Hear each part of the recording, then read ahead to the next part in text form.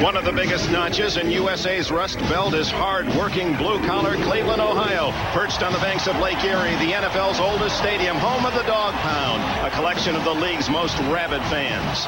The king of the castle is Art Modell, for 29 years the owner and the anchor of the NFL's Old Guard. Today in his first championship game as head coach is defensive-minded 58-year-old Bud Carson. On the field, they're led by quarterback Bernie Kosar. Unconventional, sometimes even awkward. Kosar's workmanlike approach fits this team. They are the Cleveland Browns.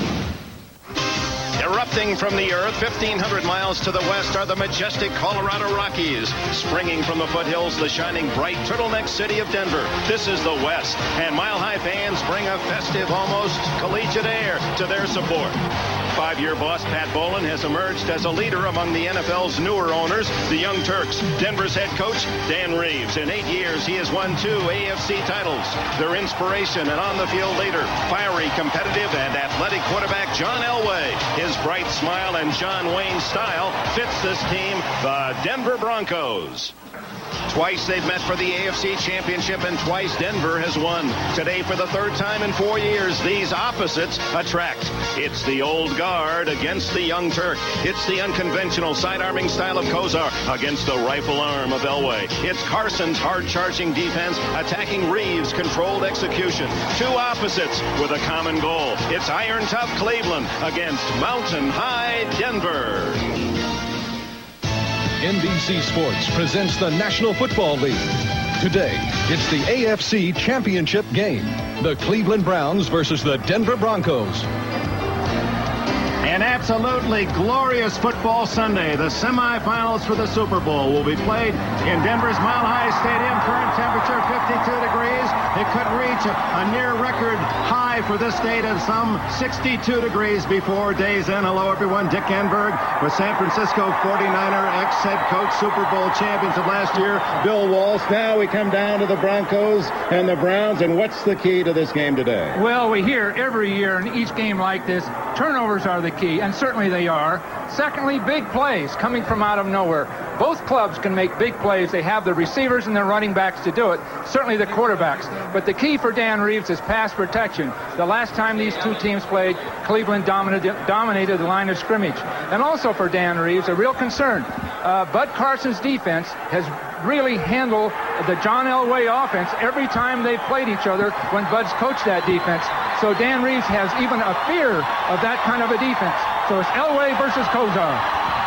And earlier this year, Bud Carson's Browns beat the Broncos 16-13 and checked Elway, checked him well under 200 yards. In fact, only a couple of big passes by Elway got him into the 100s. At age 58, finally getting his chance. And John Elway looking for another opportunity. As he said, another at-bat. He wants to go to the Super Bowl, redeem Denver and the Broncos for their upsetting losses the last 2 years. Dan Reeves at his side, and the Broncos will get the ball first. Deep return, Ken Bell, and Bobby Humphrey is back there as well. Brian Wagner kicks it off for Cleveland, and this AFC Championship game underway, and Wagner hits it out of sight. It'll be a touchback, as Humphrey thought it would never come down. And here's John Elway. And the Bronco offense reads this way. A very young line, second youngest in the NFL. Perry, Juriga, Kartz, Wydell, and Lanier. Elway joined by that rookie tandem of Humphrey and Bratton. The two rookie running backs have been outstanding. Mark Jackson and Vance Johnson are the wideouts. Pat Kelly starts at tight end. This is how they'll look when they go to the 4 wide receiver set. Sewell comes into the backfield. Michael Young and Ricky Nattiel join Jackson and Johnson at wide receiver. From the 20, Elway goes to work. Bright sunshine of Denver. Elway comes out throwing and hits Vance Johnson for 6 yards. Mike Johnson, the middle backer, makes the tackle for Cleveland. The Browns defense includes 3 Pro Bowlers: Al Baker, Carl Hairston, Michael Dean Perry, voted in some areas as the AFC Defensive Player of the Year, and Banks from Houston also on the down 4. Matthews, Johnson, and Grayson are the linebackers. When they go to the pass, Denver does. Mark Harper and Robert Lyons joins Minifield, Dixon, Wright, and Gash. The Pro Bowlers are Perry, Matthews, and Minifield. There's Clay Matthews. 2nd and 4, and Humphrey has a first down and more. Tripping tackles to the 33.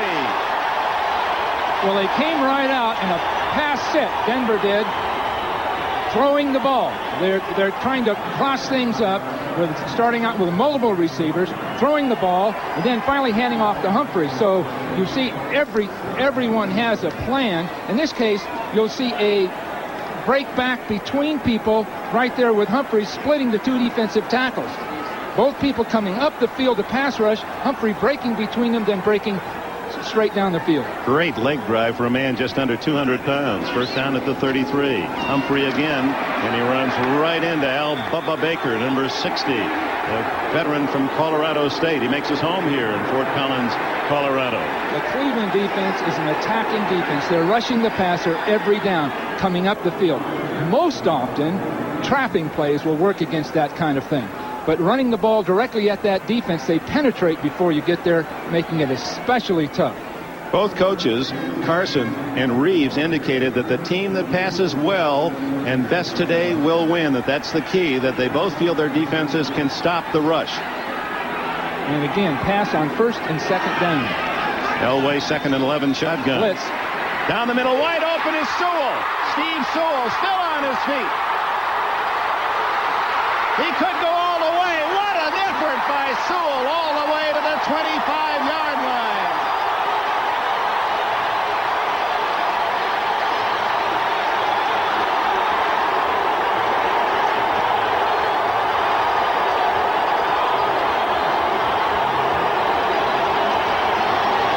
"43 yards, and much of it done on the effort by Sewell." There'll be a break right inside, but the critical part is a blitz straight up the middle. And Cleveland talked about not blitzing, playing with a base defense. They blitz right away, unblocked. Gash doesn't get there. Sewell gets the ball. That's Elway at his best. First down at the Cleveland 25. Elway, the shovel toss to Humphrey. He has 5. He has 10. He has all the way to the 1-yard line. Bobby Humphrey, who almost scores. These teams are prepared. That entire sequence had been planned out to attack that defense, and everything has worked perfectly, impeccably so far. Now this will be a shovel pass inside with Elway throwing right here. Now watch the effort, the supreme effort these people are making in a championship game. That's why there's such a difference in intensity. Just as you're almost possessed running with that football. 23 yards. They spotted at the 2. First and goal, Denver. Humphrey and Bratton behind Elway. Humphrey. No, he raised one hand, not both, did one of the linesmen, Dale Williams, the head linesman, and spots it just outside the goal line. Humphrey wanted to go over the top, but he had penetration inside. It looks like Gash is right in the hole, so he has to go underneath it. Ooh, the whistle must have blown. The whistle had to have blown. So a 43-yard Elway to Sewell pass, and a 23-yard shovel pass to Humphreys has positioned Denver to score quickly. You wonder if this will put Cleveland in a state of shock, this kind of a drive. It's Humphrey hit in the backfield, and he stopped for a half-yard loss. Thane Gash, number 30, the safety, shooting in quickly. Cleveland is attacking right up over the top with their goal line defense. There really isn't anywhere for Humphrey to go. There are 2 linebackers coming in right over the top. Look for Elway, most likely to use one of his bootleg or special plays here. He's been so great at it. If they don't use it. Elway, the toss. Humphrey fumbles the ball, and Cleveland recovers. Number 96, Andrew Stewart. Stewart, a 4th-round draft pick, a rookie from Cincinnati, and how quickly things turn. An option play down the line of scrimmage. Elway and the toss. Quite naturally, they haven't practiced all year. There's the pitch out. It's thrown behind Humphrey, and he was looking down the field and trying to catch the lateral at the same time. Took his eye off it. So the Browns have the ball on the turnover. They'll start from their own 7. They'll start from their own 7. She's all ours. Got something new. Gonna paint the town.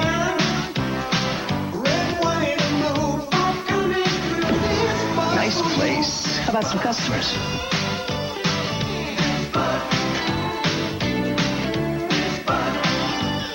Ladies' night. Great place, guys. Who did your decorating? All week long, Mike Ryan is a buttoned-up, by-the-numbers, straight-ahead type of guy. But on the weekend, Mike likes to get into his Quad 4 Chevy Beretta GTZ, find a twisty road, and put it all behind him. Nobody's winning like the heartbeat of America. That's the day Chevrolet.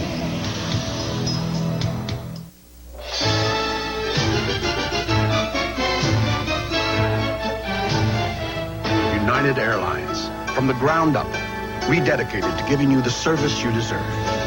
Come fly the friendly skies. 5 minutes. Bud Carson saw the drive and the fumble. And his team has recovered and will start from the 7-yard line. And here's how Cleveland will set itself offensively with Bernie Kosar at quarterback.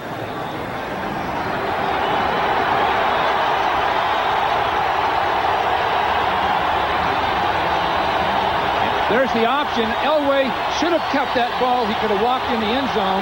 But he auctioned off Stewart and didn't get it done. His decision was poor. Kevin Mack outside and into the clear. And Mack all the way to his 27-yard line. A gain of about 20 before Carl Mecklenburg can make the tackle. So Mack, a man who was in prison during the start of this season, started only the last 2 games, gets a big gainer on the first Cleveland play. Farron, Banker, Rakosi, Jones, and Risen the offensive line.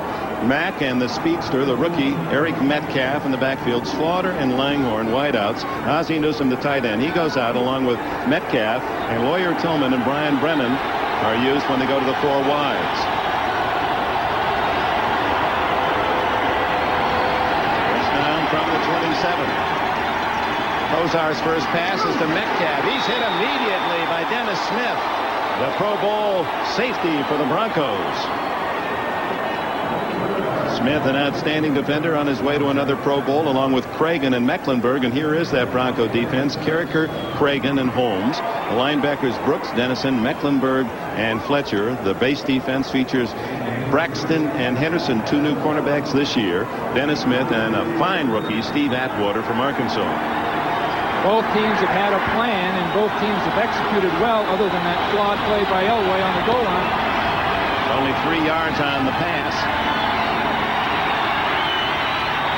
Delay to Mack, and he's hit in the backfield. Fumbles, and Denver has recovered. Now the ball loose again, and Cleveland might have gotten it back. Kosar himself. Oh, my. Did he save the day? It looked as though the whistle should have or would have been blown at that point, but it was still up in the air for anybody. Kosar really kept his eye on that ball, because otherwise they'd been right back in the same position again. To get penetration up inside, they're going to run a draw play. The penetration, on both sides of Mack was there. Then the ball comes loose. Now normally you'd get a whistle there. It wasn't blown. Fortunately, Kosar was there. Ron Holmes had it for Denver, lost it, and Kosar in the right spot. Now 3rd and long as the crowd increases the vocal intensity. Kosar deep down the middle, incomplete to Reggie Langhorne. Well, the adrenaline is really flowing right now. Both teams coming out with excellent plans. Both plans appearing to be very, very equitable, feasible to use. But both teams so hyped up that they're making mistakes, just physical mistakes related to emotion. Now that'll all calm down, and then we'll see which team is really the strongest. Brian Wagner, who punted more than any NFL kicker this year, nearly 100 times, 97, will root it out, kicking from about his own 10-yard line to Vance Johnson back at the Denver 35.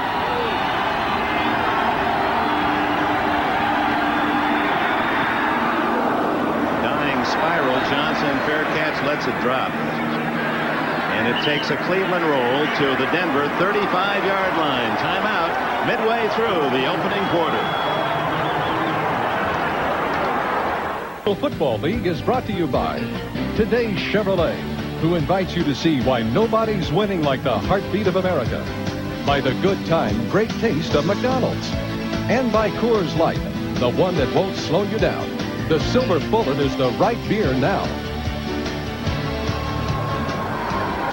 As you can see off in the distance, very light traffic in this Mile High City. Fans watching their beloved Broncos, and 76,000 strong here in the always sold out stadium. As Denver denied, had first and goal at the Cleveland 2, and then a fumble on the toss. Elway to Humphrey gave the Browns the ball. They start from the 35 this time. 7:57 left, first quarter. Elway. Incomplete. Good coverage by Mike Johnson in front of Melvin Bratton. Let's go back to the fumble. Right, Dick. A play that may or may not make a difference in this game, we'll find out as the game progresses, is an option play. Stewart is isolated. Lanier does a fine job of blocking. You'll see the swing back, and you'll see Elway coming down the line of scrimmage. Now, as he comes down the line of scrimmage, he pitches the ball almost prematurely right there, and is fumbled naturally. Now, Elway could very well have kept that ball and just turned up the field, but that's related primarily of the fact that it's a new play and they haven't practiced it. Naturally, it's not bread and butter for Elway, but that could very well have made the difference. You knew that Denver was going to come up with something on that goal line. The injured Bronco is Pat Kelly, the tight end, and that is a critical injury because that's the one spot where Denver is hurting. Clarence Kay, the regular starting tight end, has a thigh muscle injury and does not start today. Kelly from Syracuse in his stead. You see Orson Mobley now, the third tight end, as the Browns carry only 2. Broncos have 3, and Kelly appears to be seriously hurt. Clarence Kay, despite the thigh injury, wanted to go in, and Reeves has called him back. And Kelly was so excited. We talked with him 2 days ago at the Denver practice about his opportunity. It was his first NFL start, and it apparently will be a brief opportunity. He had said he never expected in his life to play in a championship game like this, let alone, you'll see right here, you'll see right there how that thing occurs. And it's unfortunate because he had planned on this and it had been so important to him. The first championship game, and he was starting. The problem they have now is Mobley is really the H-back. He's the third tight end. So he's going to have to play a position he's not that familiar with. And above and beyond that, Denver using 2 and 3 tight ends on occasion, only have 1 available at this point. So that takes some of the plays away from Elway to his tight end. There is Mobley in motion. Elway to the sidelines, incomplete to Michael Young. Frank Minifield, Pro Bowl corner, 3rd consecutive start for Minifield. Well covered by this young man from Louisville. 5-man rush by Cleveland. Bud Carson doesn't feel you should zone Elway. He doesn't feel you want to drop off and wait.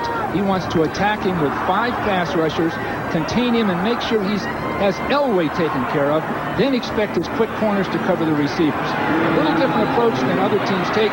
But again, Carson coach defense has not lost to an Elway quarterback team. This year. There's that pressure from outside. Elway breaks away and then caught from behind. A shoe comes off as the tackle is made again by Thane Gash out at the 40-yard line. Check the penalty. The game was 5 on the scramble. Well, this formula that Carson has developed over a period of time will bring people from the outside, again, collapsing on Elway. Very difficult. It looks as though they were moving a little early. Dick Hantak is the referee. Offside, defense, 5-yard penalty. Repeat the 3rd down. Now you're going to see blitzes coming from the outside, people corralling Elway inside, so there isn't anywhere to go. But again, so anxious to get there, they move. And now as they get to him, with his great instincts, he just has a narrow margin to split people, and he does it. So it's 3rd and 5 after the penalty. Both coaching staffs, especially upstairs here with Dick with us, are looking at this strategy and trying to map it out to make their adjustments, because both teams in a sense have surprised the other with their tactics. The throw underneath, complete to Vance Johnson, 50, and into Cleveland territory at the 47 with a first down. Well, we clearly had a pick play. That the technique and skill of it is really sophisticated, but they were able to get a man open that was tightly covered by using a blitz. Vance Johnson with a great season. You're going to see a blitz coming from up inside. Harper all the way inside. People just about getting there, but down the field, 2 receivers basically picked right there. You see, picked to get that pass completed on 3rd and about 6. So Denver again in Cleveland territory, both possessions. Humphrey. Fought from behind by David Grayson, and he's a linebacker that has the speed to catch it back from the chase position. Grayson, who runs a 4.5. His dad was a great player for the Raiders. I believe he's here today. David Grayson was a 49er draft choice, and in my wisdom, we released him. Now he's one of the best linebackers in football. His dad, Dave, a Raiders defensive back for many years. 2nd down and 8. The point of attack was well blocked that time. It took Grayson to catch it from behind.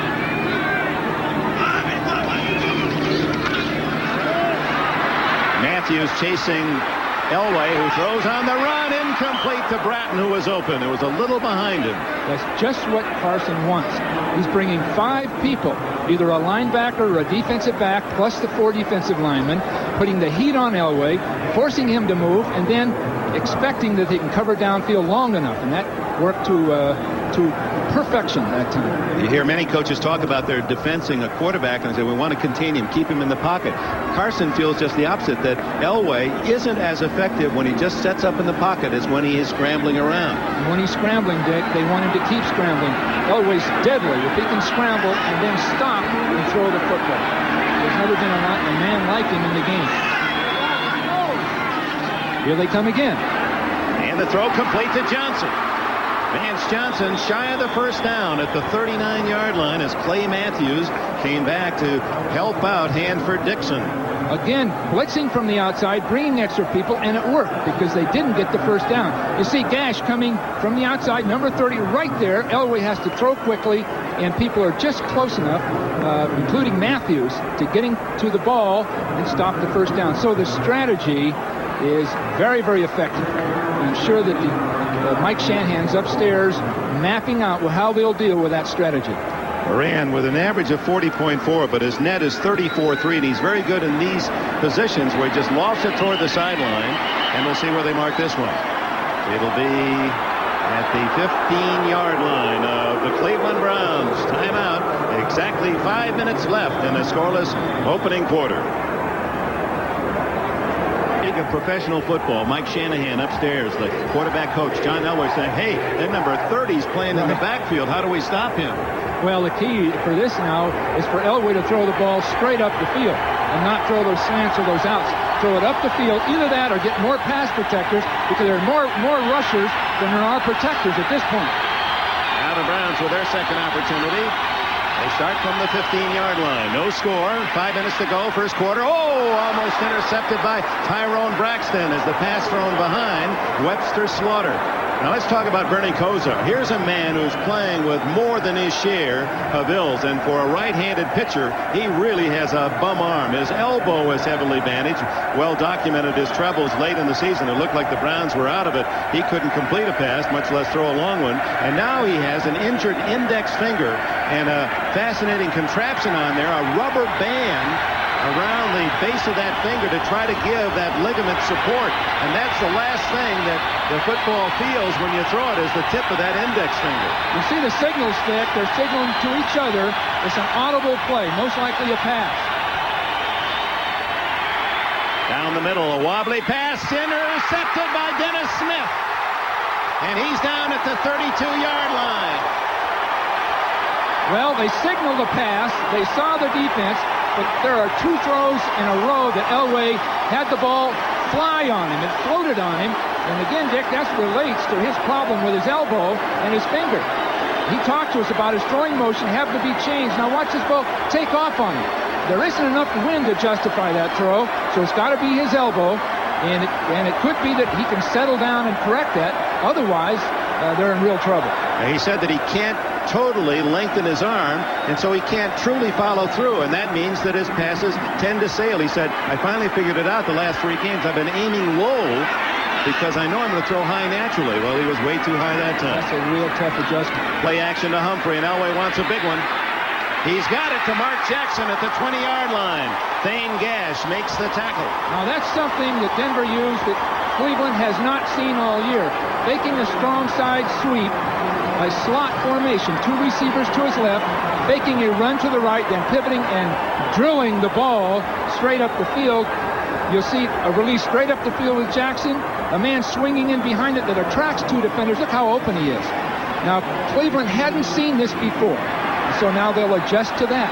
They'll be ready for it the next time they see it. Gash, Cleveland's leading tackler this year. He had 1 more than Mike Johnson. Put quite a hit on Mark Jackson. First down after 12-yard pickup. And Humphrey gets 5 more. Michael Dean Perry and Robert Banks haul him down to the turf, which seems to be not in the soft condition that we saw a week ago when the Broncos barely survived the test of the Pittsburgh Steelers. But down on the ends, there are some loose spots. The grass is well worn. It's really difficult, very dry weather, and then having to water it and not completing the job. So some areas soft, some areas hard. The key for Denver, Humphrey hasn't been stopped yet. He's the one factor that Cleveland really can't match up to.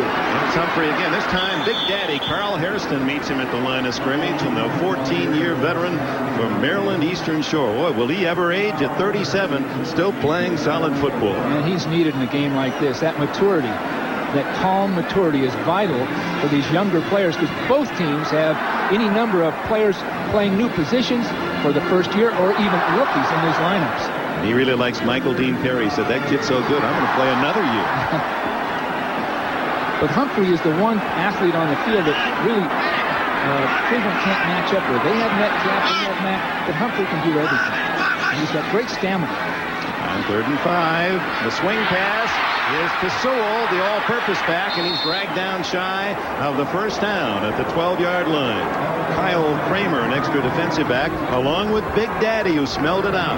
Well, 2 players, Dick, that when they enter this field, that makes a difference. Sewell, number 30 for Denver, an all-purpose player. When he's in the game, there's at least a 50-50 chance he'll get the ball. The same with Eric Metcalf. When he's in the game for Cleveland, watch Metcalf. They have special plays for both of these men. They're the utility men. Rookie David Treadwell, who has made the Pro Bowl in his first season in the NFL. He's out of Clemson. Kicks a short one of 30 yards. And Denver has the early lead. Officially a 29-yard field goal for David Treadwell. 2 trips for the Broncos, but they come away with only 3.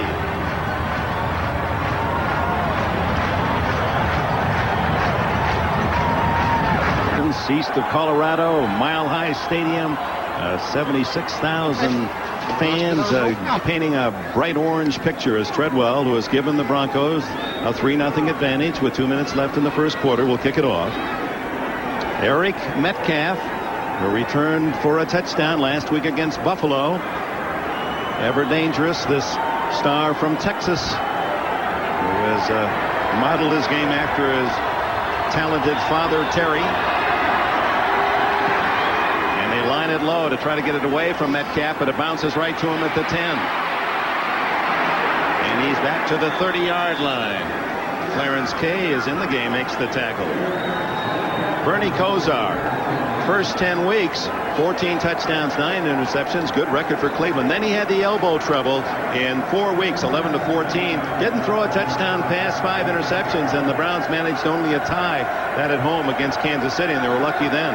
And then he came back, and there's the contraption. Dr. John Bergfeld, the team physician, using a thick rubber band to try to give that knuckle support. The right index finger injured last week. So the Browns' hopes for the Super Bowl ride on a rubber band as Kosar watches Ron Holmes come into the backfield. Ted Banker moved that time. Again, the noise is such a factor in these games, as you know. Offense, number 74, 5-yard penalty, still the first down.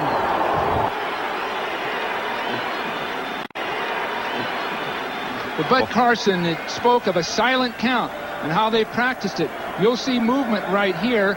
Prior to the snap, a man lean, there it is. And that's all it takes.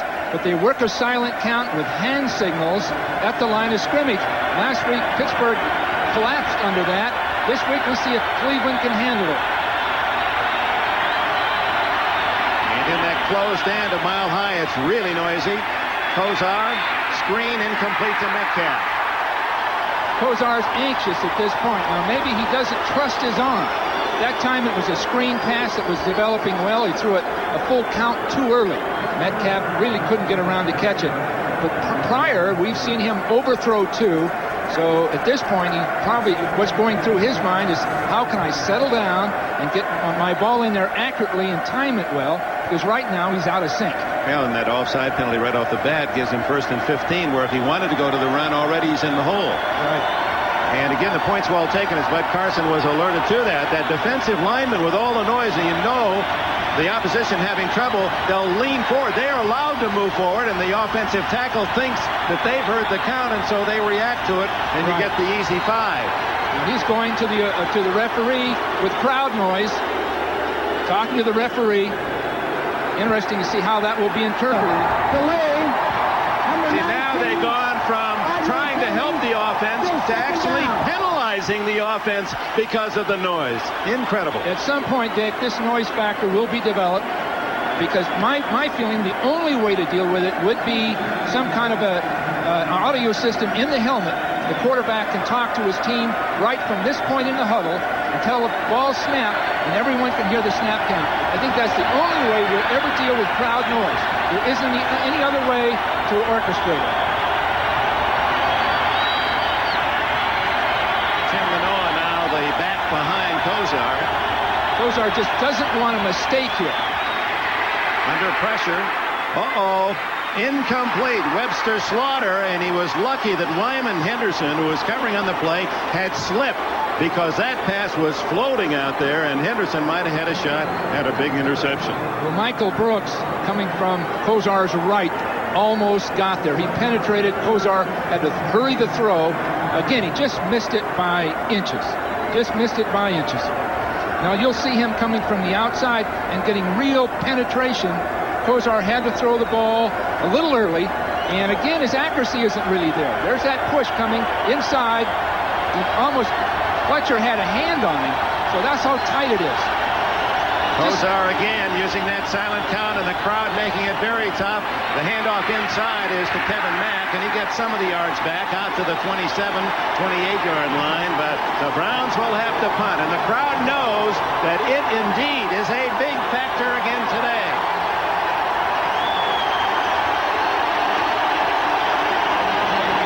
Well, Dick, that last call was a good one. They weren't going to get the first down. They needed to get part of it back for field position. So they got about 8 yards of it back. That'll help down at the other end of the ball when Denver catches this punt. Got to think field position when really the odds are so heavily against you to really get the first down. Wagner sends a fine spiral to Vance Johnson at the 23. And he steps out of bounds at the 32-yard line. Keith Jones on the coverage. Next weekend on NBC, always a great battle. Raleigh will be entertaining the Tar Heels of nearby Chapel Hill, North Carolina, and North Carolina State. Dean Smith and Jim Valvano, 2:30 Eastern Time here on NBC as we continue our coverage of college basketball. That'll go right to the ACC Championship in March. Critical series. Of course, they're all critical. But right at this point in time, Cleveland has to force a punt. They just have to. Denver's controlling it. And what occurs when they do, now they look for other ways, assorted ways to move the ball because they have more opportunities. Final seconds, first quarter, 3-0 Denver. Elway underneath. And it goes to Melvin Bratton. Clay Matthews covers. Bratton from Miami. And Humphrey from Alabama, 2 rookies in that Denver backfield. You see Matthews and Bratton, 2 excellent young players. Of course, Matthews isn't that young, but he's that experienced. He does a nice job with what you call an arrow pattern, a man going in and then sliding out. But before this next play starts, Dick, Elway went to his 3rd receiver that time. He looked left outside, right outside, and then came back to Kay and still made his play. That shows his greatness. Well, that long 45-second clock allows Denver not to run a play, so the end of this first quarter as the last seconds tick away. John Elway and the Denver Broncos had a chance for much more, but they have to be at least pleased with a 3-0 advantage. Dick Enberg with Bill Walsh. 3-0 Denver. The statistics, only 1 first down for the Browns. They got 1 pass completed to Kosar, 3 yards, and all the yardage, 127-25, belonging to Denver, yet they lead just 3-0. Denver ball, 2nd down and 3 at the 40. Big blitz. And incomplete to Melvin Bratton. Pass thrown a little away from the fullback. Tom Gibson was putting pressure on Elway. They're really disrupting the Denver attack, but Elway's brilliance is getting some plays developed. But again, Cleveland has a plan, and they're going to try to bring people and disrupt Elway to the point that he has a man coming up inside on him. He'll be picked up. Matthews will be picked up here finally. You see, no, he really wasn't. He just couldn't get there because Elway gave ground. The strategy is good, but until Kosar can get it together, Cleveland's going to be at a distinct disadvantage. Nice as Matthews zeroing in on Elway, who steps forward and goes long. He's got Natil in the open, incomplete. Natil slowed up, thinking that perhaps Elway wouldn't reach him, but with that gun of Elway, he had plenty on it, incomplete. Felix Wright, who intercepted 9 passes to lead the NFL, yet was overlooked in the Pro Bowl balloting. Didn't make it. He was very disappointed. He said, I don't know what else I can do. Almost led the team in tackles and led the league in interceptions and still didn't get to the Pro Bowl. You know, he was really outgunned that time, though. He didn't have near the speed to stay with his receiver. Moran's punt comes down. The cube.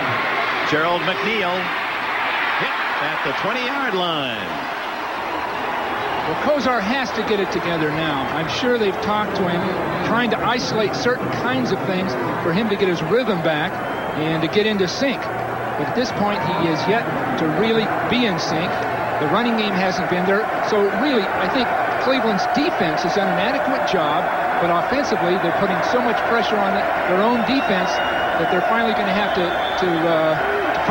move the ball. That's all there is to it. You see the configuration of Mile High Stadium. At least Cleveland is down where there are less fans. Not that they won't be making noise, but he's away from the closed end where that noise has no place to escape. Metcalf. No gain. Alfonso Carricker. And the rebuilt Denver Bronco defense. Carricker from Florida State was picked up from Green Bay as a plan B. And Ron Holmes, who was the #1 pick out of Washington by Tampa Bay, who was acquired on a #4 draft pick. And those 2 men now are anchoring the defensive line and have done an outstanding job. And boy, has it shown improvement statistically from 20th in points allowed last year to the toughest in the league to score against. Total transition. Part of it, Wade Phillips. Part of it's the acquisition of players that better fit the style. A fake reverse. Metcalf keeps the ball for maybe 3. Metcalf is the last play and this one, both repeating with him with the ball. He's stopping and starting against this defense that flows so succinctly together. There isn't anywhere for him to go. He stops and starts, nowhere to run. Wade Phillips told us he was a bit disappointed that he didn't get the Houston job. He thought he might have a chance to be the head coach there. Jack Pardee now the new Oiler mentor. But I said, well, there are still some openings. He said, I'd always liked New York. Well, he's got plenty of time. He's a young man yet. Every year of experience he gains will help him that much more when he does become a head coach. So he doesn't have any time problems with his career. 3rd and long for Kosar. Incomplete to Brian Brennan. That pass dying low. And Cleveland just can't seem to move the ball here early. Kosar wanted to go up the field. His receiver was covered. He threw late in the flat. Threw a poor pass to a receiver that was actually covered anyway. So at this point, I'm sure that the wheels are turning with Mark Trestman and the offensive staff of Cleveland to come up with something at this point. Kosar now has misfired 6 straight times after completing his first pass. There's young Mark Trestman, the offensive coordinator. This is where you have to do all of the... Trestman, the offensive coordinator. This is where you have to do all of the planning for a game like this well in advance, Dick. You just can't pull them out during the game. They felt they were going to get this kind of a problem. I'm sure they have an alternate game plan. Wagner's kick to Johnson at the 31. at the 42, a return of 11 yards, and again excellent field position for the Denver Broncos, who lead 3-0 with 12:54 remaining in the opening half. Count me in next weekend at 1:30. The best of the NHL. Wayne Gretzky, Mario Lemieux and company. All-Star game here on NBC, and that shows you the advantage Denver enjoys in field position as well as home field and noise and altitude. They're starting from their own 40, while Cleveland's possessions average start inside their 20. Elway this time at the 42. And he comes out throwing. There's the hook and go. Incomplete to Vance Johnson, and Frank Minifield had it well read. It's funny how you plan these things. You look at tapes, you understand it. They felt that they could get Minifield to bite on a hook and then take off on him and throw the ball down the field. So you'll see Johnson up the field, plant. There's Minifield biting, but the ball is a very tough pass to complete because the receiver is not running as fast as he normally would, just releasing straight down the field. So often that pass is overthrown. It's that same pass that Slaughter worked for a touchdown against Buffalo last week.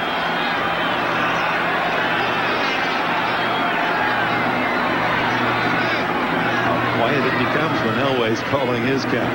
Again, all kind of pressure. And he extricates himself and then throws incomplete to Bobby Humphrey as Chris Pike, 305 pounds of Chris Turnpike at Elway. Well, I would think they'd have blown the whistle. It looked like he was in the grasp twice before they blew the whistle, but I guess he got it away. They blitz 6 people, and again, you're going to see people coming up inside. This is the safety. They're going to bring people up inside. Now, actually, he's going to be covering in the flat, but other people are going to be coming up inside on him. And you see 6 people, so every running lane is thoroughly congested with a defender. Offside, flags are down. Elway a free down, incomplete. Again, they were getting to Elway, who was about as successful as any quarterback with that offbeat count of his in drawing the opposition offside. He's absolutely expert. It didn't look as though those people, although they moved, were actually offside. Well, 5 yards. It'll be 3rd and 5. These are the kinds of things that disrupt the game. Cleveland has an excellent plan, but to make sure that it runs efficiently. Offside. Defense, number 92. 5-yard penalty. Repeat the down. 3rd down. Elway's going to, in straining, he gets his head to move, but it really didn't look like people crossed the line of scrimmage. Interesting call. But Elway has, as you point out, Dick, a way of kicking his head in a sense. He's jerking it as he's calling out a snap count, and those defenders see any movement, they're ready to go. Again, 5 people. The throw incomplete. Well-timed tackle by Felix Wright as he jarred the ball from Ricky Nattiel. Wright saw that all the way and attacked it a la Ronnie Lott. He really got to it. Boy, Wright, quite a story. Who was not drafted out of Drake. Well, you see the break inside, and look at this man attack the play. Perfectly timed. Again, Elway has an unblocked man all the way. That's a late hit. Late hit. The ball, once the throwing motion is completed, it's to be called if they hit the quarterback. Moran lines his shot downfield and into the end zone, and Cleveland will start from its 20-yard line. So again, deep in its own end, the Browns have the ball, have not been successful offensively, but they've held Denver to just 3. NBC Sports coverage of the National Football League is brought to you by Coors Light, the one that won't slow you down. The Silver Bullet is the right beer now. By United Airlines, serving over 200 cities in the U.S. and around the world. Come fly the friendly skies. And by Mazda Cars and Trucks. Mazda, it just feels right. It's an Indian summer. January Sunday in Denver, Colorado. The Broncos leading the Cleveland Browns 3-0 with 12:25 remaining in the opening half. And now the Browns fans will go to work, or the Denver Bronco fans will go to work and try to disrupt the opportunity of Kosar for his signals to be heard. The silent count, you can see anytime after. Oh, that looked just like last week, but Kosar picks it up and throws it incomplete. Henderson and Braxton. It was Braxton with a near interception. The silent count is up to the center, Raposi, to snap the ball at an interval much like using the voice, a verbal count. So he'll snap it at that time interval, but Kosar took his eye off the ball. He looked down the field, and all of a sudden the ball was at him. This identical thing happened last week with Pittsburgh. He should get up under that center. He's just as effective in there as he is as a shotgun. The silent count is on. It's a blitz. And the throw to Brennan, who gets out to the 26, where it'll be 3rd down and 4. Now remember, the Browns, on the first play they owned the ball, had Kevin Mack run 19 yards for a first down. That is their only first down of this opening half. 12 minutes to go. No huddle, Dick. They're trying to get a standard defense out of Denver. They don't want those sophisticated defenses.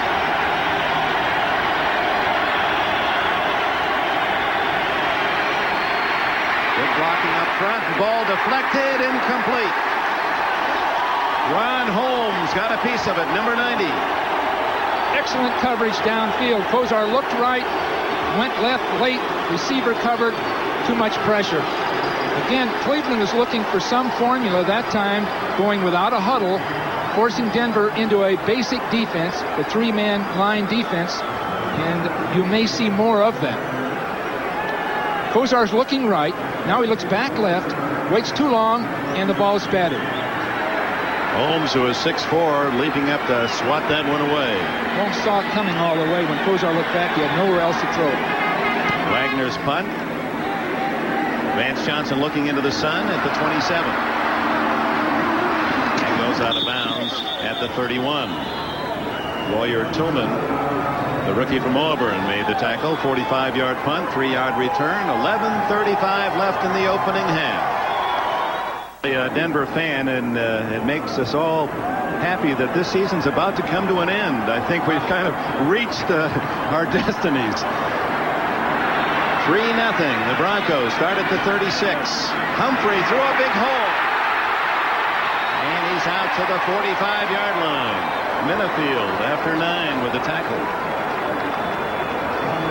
Again, Humphrey is the key man in this game. If Kosar cannot get it going, he's going to just hand the ball off to Humphrey and win the game with that.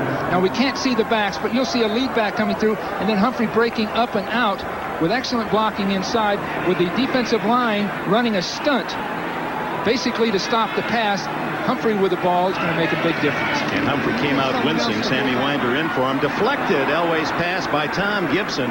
Gibson, very quietly, as a player used in pass situations, has done a solid job playing B from New England. Well, Gibson wouldn't be fooled because he came up the field that time and he didn't jump. He just put his hands up and got pressure right up on Elway.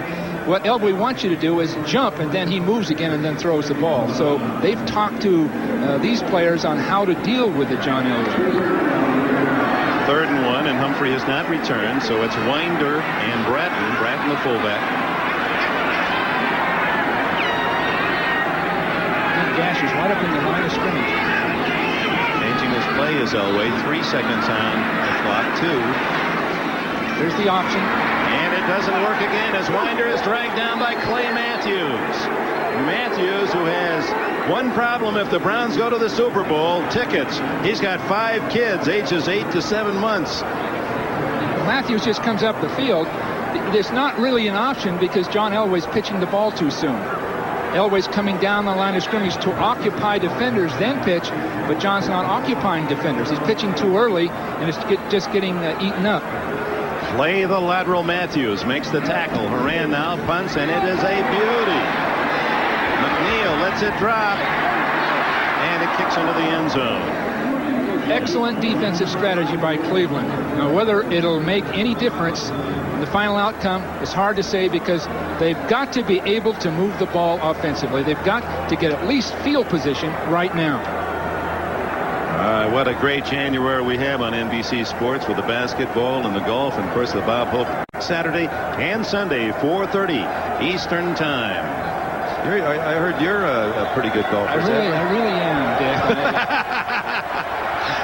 Enough said.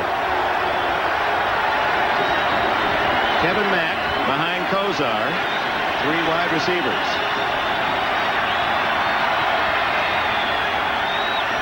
And it's Mack.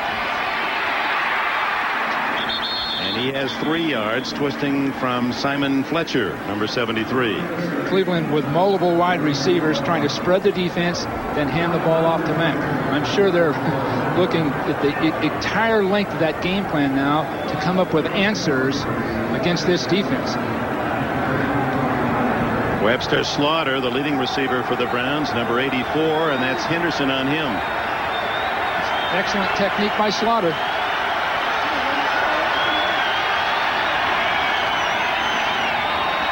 And 2nd and 7. Kosar caught by Langhorne. A tough catch, and it's a first down at the 32-yard line. That was tight, but Langhorne's concentration made the difference. It's going to take a few plays like this to get them out of the hole.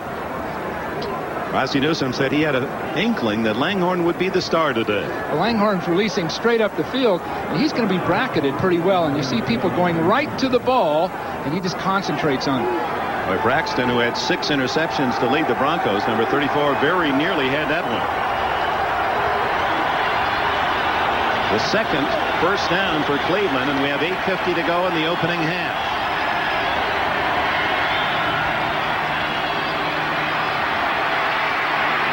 Underneath, incomplete to Langhorne, well covered by Mark Munford. Kosar has to go down the field pretty quick, straight down the field. Bobby Humphrey on the sidelines bruised his ribs on that 9-yard gain and then came out wincing. We do not know how serious that injury is. Well, they do have a veteran backing him up who's played a lot of football. And Sammy Winder. Sammy Winder had a critical fumble earlier in the previous game, but he's a real veteran. That's right. It was Winder's fumble in Cleveland when it appeared Denver was driving in for the winning score in the final minutes. And it was after that that Humphrey took over as the starter here in Denver, and brilliant he has been. Kosar to Slaughter. His first catch is good for a first down at the 43-yard line. Webster Slaughter. Beautiful. It was a Rod Woodson last week called this man arrogant. He said, I don't like him. I don't know any of the cornerbacks who like him. I said, did you vote for him in the Pro Bowl? He said, yeah. Well, here he is releasing down the field, straight down the field. You see Henderson dropping into a zone. So Wyman Henderson was acting as though he was in a bump and run man coverage, then ran out of there. And it was a beautiful throw and a well-timed play. Those are the kinds of things you develop over the years, training camps and otherwise, until they're automatic. Slaughter to the bottom of your picture. And this time it's Tim Manoa who blasts up the middle to the 47. Greg Cragen, the nose tackle from Utah State, going to his first Pro Bowl, number 71, in on the tackle. Bud Carson, do you feel for him at 58? You watched him in the press conference. You've watched him all season long. And in a way, you've kind of agonized with the difficulties that he could not anticipate, even though he's been in the game for 35 years. Well, he's had all the coaching experiences needed, but the other forces that work on the head coach outside the playing field itself have been wearing on him. There isn't any question about it. Saddle under center is Kosar, and he throws incomplete to Slaughter on that quick slant. Mecklenburg was in the thick of that one. That could have been a big play. But Bud Carson, when he arrived in town, Dick, as we sat in his press conferences and interviewed him, he looked just totally emotionally spent, just worn out and physically and emotionally fatigued.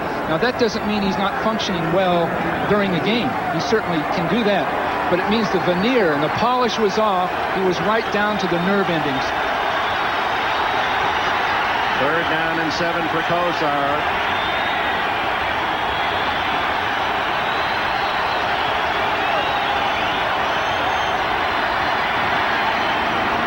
Wide open is Brennan, and he got his feet down in front of the Denver bench.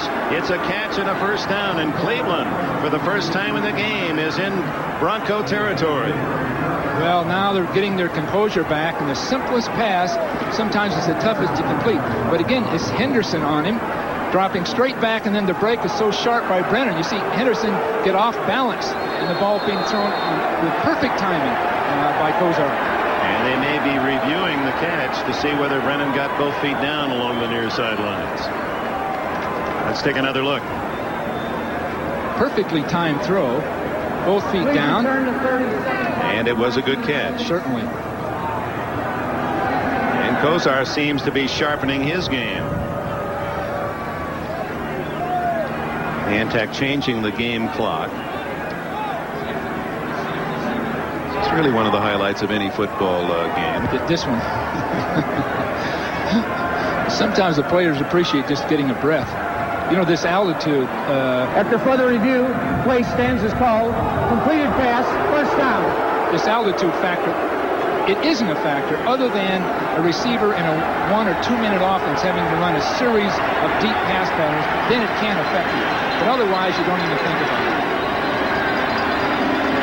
They're still working on the clock, adjusting the 45-second clock.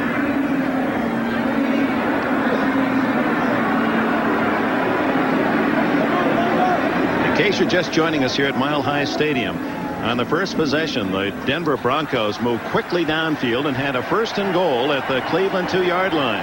But the Browns stopped him on the first 2 downs, and on 3rd down, Elway's pitch to Humphrey was fumbled, and Gray Stewart recovered for Cleveland to deny Denver a score. They have just a field goal, 3-0. Kosar going for 6, has a man open, and Langhorne drops the ball. Oh, you knew that was coming. The play pass and the deep ball, everything worked perfectly. Had the defense they wanted. The ball falls a little short, but Langhorne doesn't handle it. Now you see him coming up the field, breaking to the inside. He's got a lot of momentum on his man, and there's no way he's going to get caught. Just sort of reached just a little short-handed in a way, maybe thinking he could keep his balance or something. Bernie Kosar, who doesn't always get a chance to see whether his passes are complete or not because he's been on his back a lot. Well, Langhorne blew by Braxton that time, so he'll be able to do it again later. Kosar to the sideline. Slaughter. No, he was out of bounds. Didn't get that second foot down. That one basic play, a timed square out, Kosar's hit perfectly every time he's thrown it. Now this is so tight, so close. The ball's caught. Looked like he was dragging that back foot. Yeah, it looked like he had them both down. Well, they reviewed the other. Most certainly they'll review that one. Beard Slaughter did drag that back foot. Yep, here comes the whistle. They're going to hold up the offense. Looked like he had that left foot down as he caught the ball. Watch the back foot. See? Right there, he had them both in. It was a ballet step. It had been ruled incomplete on the field. It had been ruled incomplete on the field. So apparently the instant replay official did not know how it was called, but there it is. And it's just a very delicate little touch by Slaughter, that back foot. That's an art form, Dick. That throw, that catch, the timing involved with it. They're going all the way back to very, very stable, almost simple things that they've mastered through training camp and all season. Denver's allowing him to do that, and he's doing it beautifully. And that's got them on their feet. Well, Webster Slaughter was an outstanding musician, a top saxophonist. He knows all the delicate notes and the quick movement of fingers, and certainly showed that kind of subtlety in that catch. Almost tough to perceive for the official in his behalf. That's a tough call to make because it was lightning quick, and it didn't appear that he got that back toe down, but it was boom, and that was the play. It's really an art form and a skill for the receiver to concentrate on the ball and let both feet drag. This is not a natural movement for any of us. Well, I know his mother up in Stockton, California says that's a good one. Mother who was a nurse, worked 2 jobs to raise a family. Incomplete. Well, that's for the replay opponents. That's their argument. Well, why bother? That's right. That's why I say why bother. And I don't think instant replay will be with us next year. 3rd down. Incomplete. Braxton was right in front of Brian Brennan. And the Browns drive stalls, although with the call on the instant replay. One thing for sure, Dick, Langhorne and Slaughter can outrun Henderson and Braxton, the 2 corners for Denver. So you know there's a speed factor. Now this isn't a play that you relate that to, but what I'm pointing out is at some point in this game, straight down the field, the Cleveland receivers can outrun the Denver defenders, and they'll have to show up sooner or later. Now the Browns unable to move, but they have gained some field position. Ooh, Wagner just did get that away. Johnson lets it bounce, and it takes a Denver bounce and goes out of bounds at about the 18-yard line. Well, I see a spark in the Cleveland offense. Now they have field position for their defense. 27-yard punt by Wagner, who did a solid job of kicking that ball inside the 20 all season long. Wanted a little better bounce. Okay, Elway's turn at bat. When Denver's using two backs in the backfield, basically a running formation, Cleveland has a specific defense they call. As soon as they spread out, they call another defense audibly at the line of scrimmage. As soon as they see people spreading out, they change their defense. The shifting after Elway gets under center. There's that same play fake. He's throwing back the other way, wide open again. Mark Jackson at the 30-yard line, about 12 yards on the play and a first down. They spoke of this fake to the tight end side, away from the two receivers. You see the fake. Now Elway will come right back, then drill a hook pattern to the back side of it. And what is happening, Cleveland's sort of relaxing a little bit and letting people catch the ball in front of them. That's Mrs. John Elway, Janet Elway, a fine athlete in her own right at Stanford University, where she set the individual medley records, pulled records in the 200 and 400. Incomplete into a crowd. 3 Browns surrounding the intended receiver, Vance Johnson. I really like the way that Gash is playing and Ryder playing, the two safety men for Cleveland, because they're coming right up into passes that are thrown in front of them and are really a factor. You see the hold up right there, but you watch the safeties come right up inside and are right there to make the play. Even if it had been caught, it would have been just a negligible gain. There's Thane Gash from East Tennessee State. He had 3 interceptions this year, 2 for touchdowns, and led the team in tackles. Second year.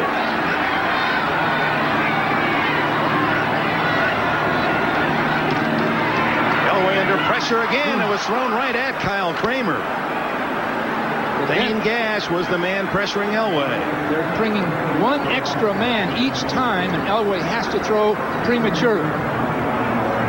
See Gash leaving, uncovered, safety down the field to take care of it, and Kramer just wasn't really there. He was there in the sense of tackling after the catch, but it was a poor pass. Oh, gee. You don't know whether she's watching the pass or watched this. What happened to Elway? Man. So, again, Cleveland is keeping Denver off balance, but one big play can break this thing wide open. One big play. It's 3-0 Denver. Here they come again. To go. First half. Elway has a man wide open. Michael Young. Young, the former Ram, has a touchdown.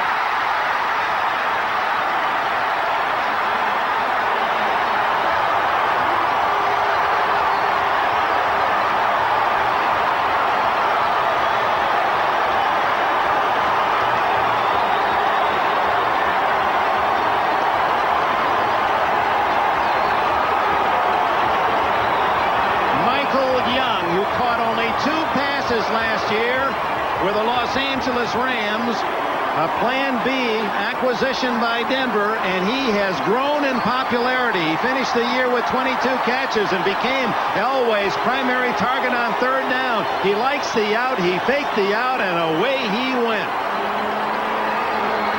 Well, Minifield was beaten right at the line of scrimmage, and we'll have a look at it as soon as we get through with this.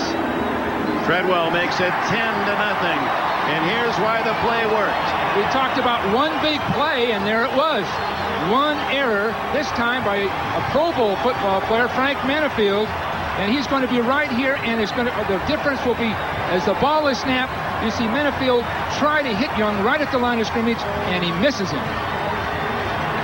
Right there, and he loses him. Now he's knocked off balance. Young's totally uncovered going down the field. But, of course, it took Elway's greatness because Elway had everybody chasing him, and he still got it off. There's the contact right there, but Minifield loses. It's really a risky form of playing pass defense. But again, you have to give Elway, again, an endorsement of his greatness, because he had to run out of the pocket and throw on the run. And Janet Elway amongst those here in Denver that cheers Elway's longest pass of the season, 70 yards. Well, there it is. You can't get reckless defensively in a game like this. You've got to go back to sound fundamentals that you were taught throughout your career, but going right from training camp. Minifield, very tough, loves the man coverage, likes to play tight, and especially against Young, not known for his speed, but a little faster than many think, including now Minifield. And they were working on that, the idea of getting Young isolated and not running just a square out, but going deep. Going down the field.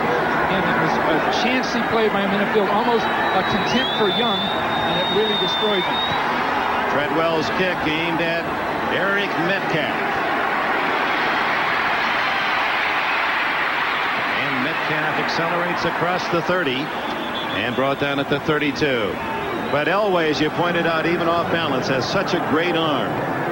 He has everybody after him. You see Matthews coming right up inside, 57 chasing him. He throws that on the run.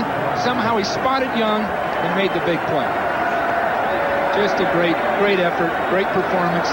But now Kosar's got to do the same kind of thing. We know that Kosar can get his people past those cornerbacks because they've just got a great speed advantage.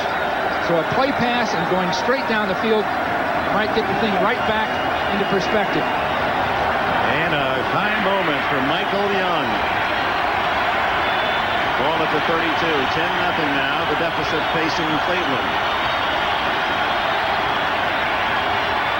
Kosar batted down. Alfonso Carricker. Carricker coming up the field. Kosar wanted to throw short, but there's so much pressure that Carricker was right in the way of the throw. See Kosar coming out of there, Carricker on his outside, and really the only way you can run a play like that is to get Carricker at the line of scrimmage, cut him down. Well, Carricker was boxing that one around and almost had a nice 6-point package. Denver leading 10-0 and leading all the statistics in this first half. Kosar, how'd he get that one through the crowd of orange? Langhorne with a catch and a first down, it would appear, out at the 42-yard line. Well, the one thing he's done, as we pointed out over and over, is throw what you call a square out pattern. He'll take that ball and get it off quickly and drill it to a receiver breaking out at 12 yards right on the money. Now that takes hours, months, years of practice to be able to time that with your receiver. And Michael Brooks, the linebacker, drifted back in that zone and made it very tough on Elway to find his man. 11 yards on the play, first down at the 43. Come on, Bernie, go straight down the field. You got it. Whoops, has trouble with a snap. Now throws incomplete to Tim Manoa, the fullback at the 50. Rick Dennison on the coverage. Braken, the nose tackle, had penetrated and was pressuring Kosar, who had trouble getting out of center with the ball. Well, they're going to whatever they've got, their bag of tricks. A problem in the formations that Cleveland's running. You really can't run any special plays. You can't have a halfback pass, the reverse, the screen pass, because you've got everybody spread all over the field. So Kosar's dictating what he's going to do, and the defense knows it. 4 wide receivers. Kosar, a rare scramble, and a rare straight arm into Tyrone Braxton at the 50-yard line, a gain of almost 7. Well, this is certainly the most critical play of the first half. With 5 minutes approximately to go, midfield is third down and about 3. This is the critical play. They have to come through right now. They spotted at the Cleveland 49, a gain of 6. Dan Reeves, he's called this his toughest year in coaching. Changing staff, changing his philosophy, changing personnel. And he's rebuilt in 1 year. A team that is headed toward a possible 3rd Super Bowl in 4 seasons. Here's the reverse, and it ends up with Langhorne, and Langhorne runs into Simon Fletcher, no gain.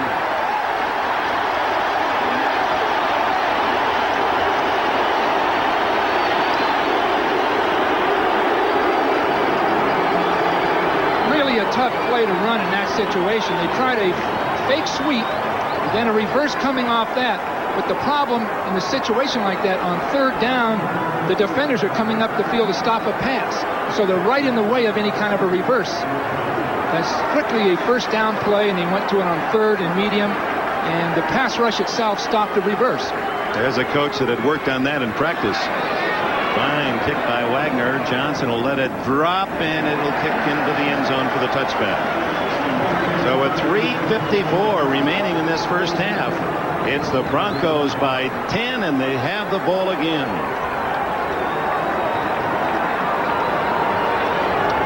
Plenty of time left for Cleveland to get the ball back. Use their timeouts, get the ball back.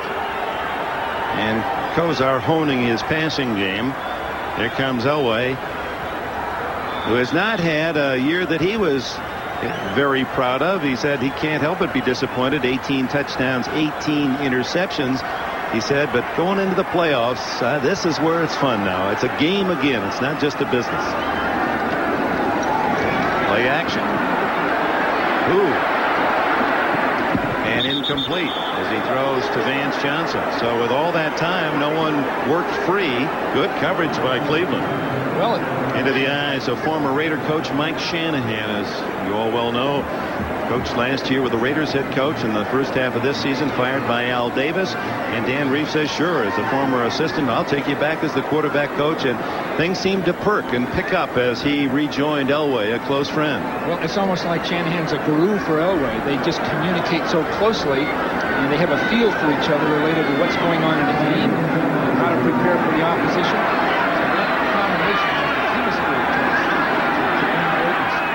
Incomplete pass. They didn't use much time off that clock. 9 men on the line of scrimmage for Denver, and one of them invades and slams into the ball carrier in the shovel pass. It was Robert Banks, number 97. Winder didn't have a chance. Well, Banks wasn't going to buy it. They wanted him up the field to pass rush, and he could not really get it done. You'll see him coming up the field right into the heat of this pass. So they naturally assumed that it would be taken, but he comes right up underneath and just nails it. To Winder's credit, he did not fumble. Third down and 10.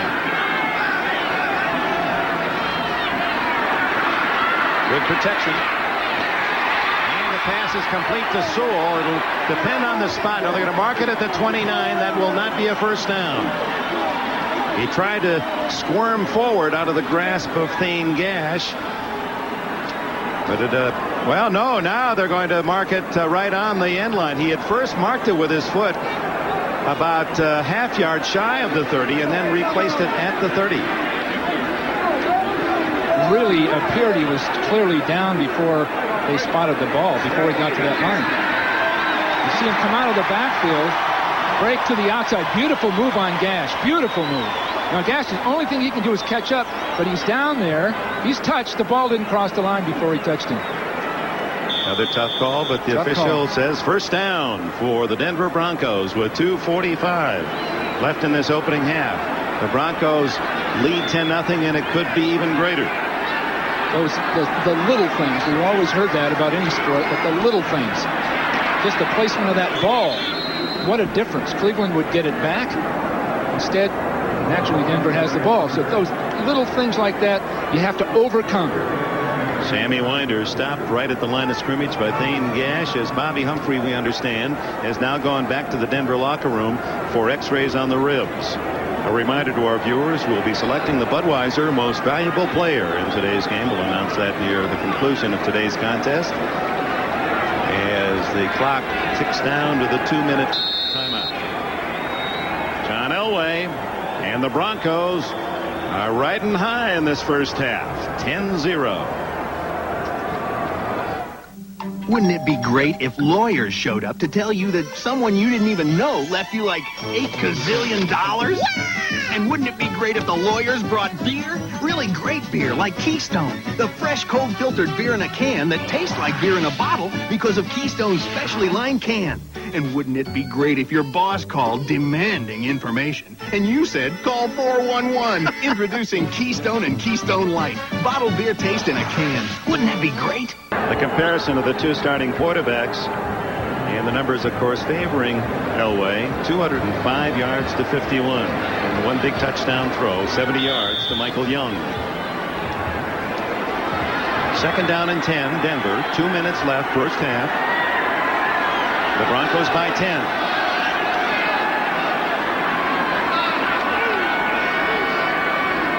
Cleveland can't afford to give up any more points. Just can't afford it. Elway, Big Daddy gets to him. Hairston with a sack. He had 6.5 during the regular season. And this man who started with the Philadelphia Eagles for many years is up with a big play here in Denver. Well, Cleveland can still get the ball back. Even though they had that judgment call on the 20-yard line a few moments ago, they can still get it back. Now, you see excellent pass rush. The line stunt, Hairston's just straight up the field, and two people miss him, including, is that Perry that was up the field? Perry made it up the field, right. And two people missed him. Bratton, a fine blocker in the backfield, let him get by him. That quickness is something you always need on a football field. One of the few in this game for Cleveland to know that taste of a Super Bowl, although he lost as the Raiders beat his Philadelphia team in New Orleans back in 1980. Elway uses a timeout with 1:23 left. 3rd and long for Reeves Broncos. Well, we came into this game, Bill Walsh, with a feeling that it would be high scoring. I thought it'd take 30 points to win it, but so far 10-0.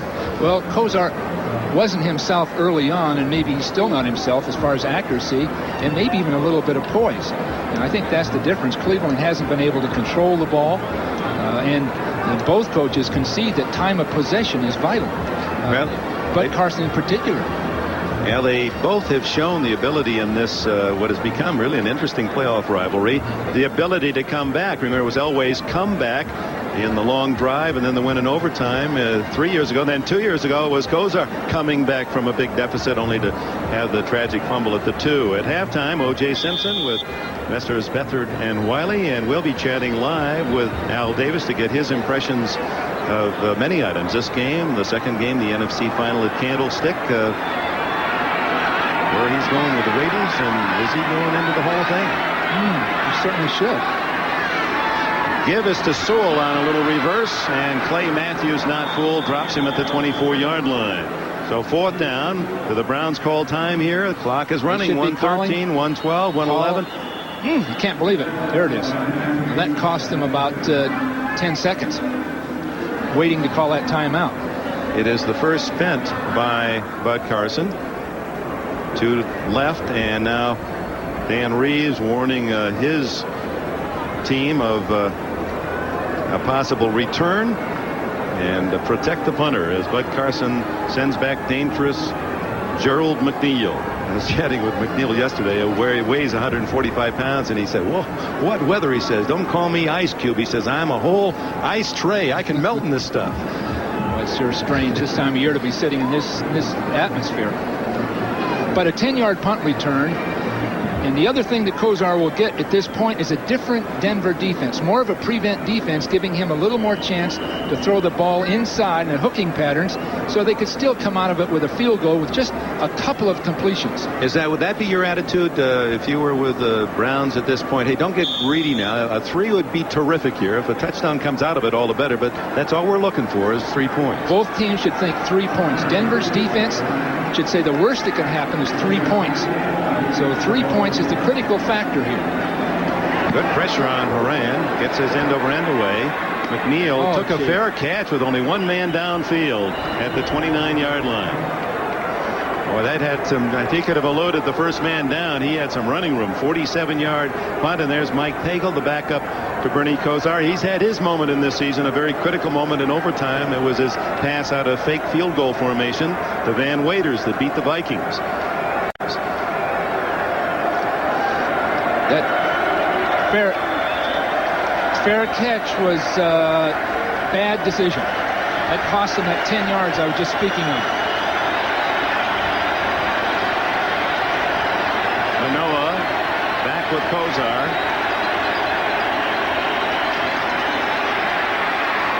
The gun's incomplete to Slaughter. When this game's over, Dick, and if Cleveland were to lose, those are the kinds of things that would just haunt a player, because you take it upon yourself as a player, anything that goes wrong where you don't really play up to your greatness. This is a case of a ball that was drilled in and just took his eye off it slightly. Third drop by the Browns, the biggest being by Langhorne. It was close to the Denver goal line when he dropped his opportunity. Kosar tackled from behind. Ron Holmes. Well, one more try on third down. Kosar is taking an inordinate amount of time to get the ball off, even with that last pass. So he's looking up the field, and he's not confused, but Denver must be covering especially well.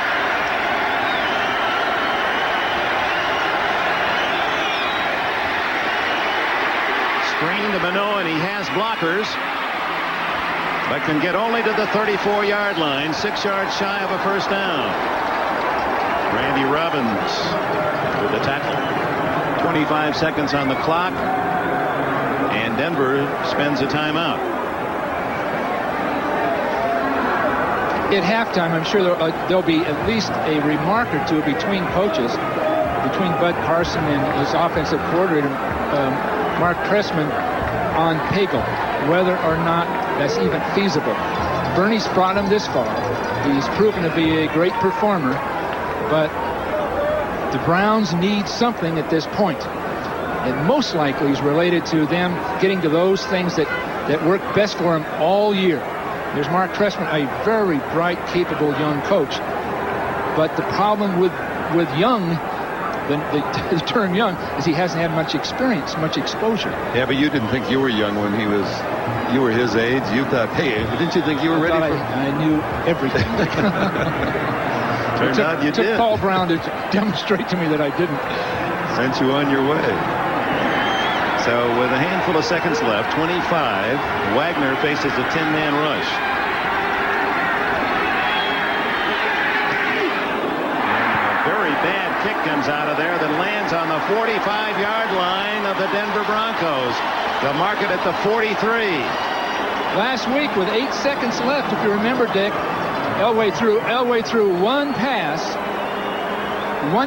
and then kicked the field goal with just 8 seconds. And that was the key to the whole game. Reeves said the biggest play of the game because the field goal hit the upright, Treadwell's attempt, and that 3 points was the difference in the game. And for Art Modell, 29 years, the owner of the Cleveland Browns, now 64. Not a happy posture for Modell. Well, they've had so many fine teams and have been so close so many times. Art deserves a championship, and I'm sure at some point he'll get one. May not be today. This is the 22nd time in 40 years he's had his team in the playoffs.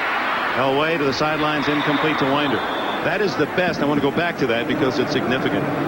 22 times Cleveland Browns in the playoffs in 40 years. That is the best of any NFL team.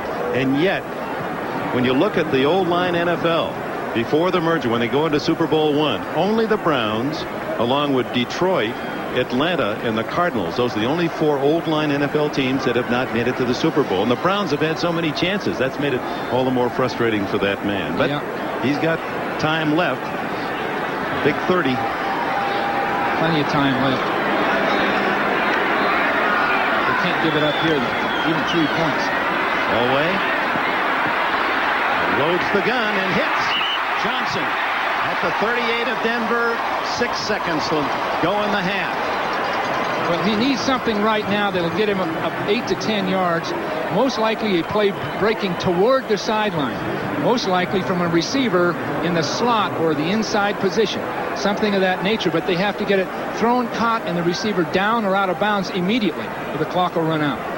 Either that or it'll just go for the end zone. Say the heck with it. Well, that might be the call because Cleveland undoubtedly will be looking for that short out. They might squeeze up tight.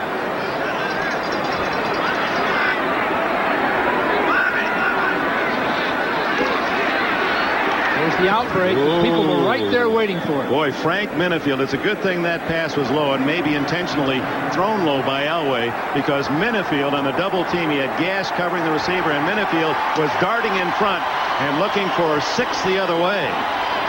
Treadwell comes on, and this will be a very long attempt by this youngster from Clemson, who was a GTE Academic All-America there.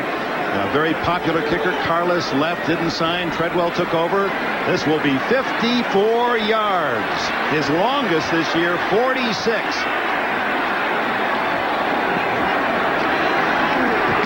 Blocked. And Winder makes sure it goes out of bounds. And that was a live ball. The Browns could have picked it up and run with it. Well, just that'll help the Browns. Just that block. Michael Dean Perry appeared to be the man who blocked the kick. Now, you really have to kick sharply and a low kick, although the pressure came right up inside. There were too many people for the offensive lineman to account for. Perry, 92, and 75. Pike were right there in the middle of the Browns defense. So it was all Denver. But for Cleveland, they can praise the defense. They held Elway and the Broncos, who had so many opportunities, to just 10 points. So the Broncos have the first half advantage. Let's go to O.J. Simpson.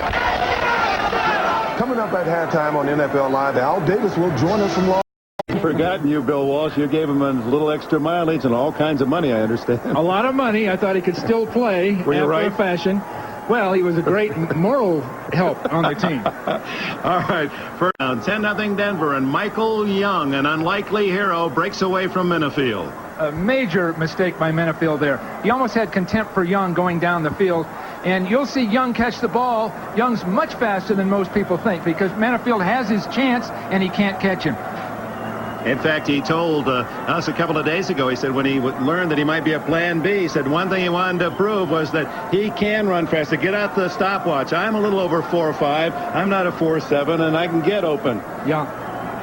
Proved his point. We'll return the second half of action. Both teams are on the field after this word from your local stations. The Browns will get it first in the second half. Eric Metcalf waits at the 6-yard line. 10-0 Denver. 30 minutes from the Super Bowl. Again, a low liner, and it takes a bounce to Metcalf. Darting to the 30 and twisted down by Darren Carrington. Bernie Kosar comes on the field. There was one high moment offensively. This long pass to Langhorne in the clear, but Langhorne, the pass a little low, unable to pull it in. Just short-armed it a little bit, but his speed was very evident. He just had Braxton blowing off the field. Now, if you were Bud Carson, you'd have to remind your offense, hey, we can get open. We can get the big play. They need it on first down. They're not going to get it on third down.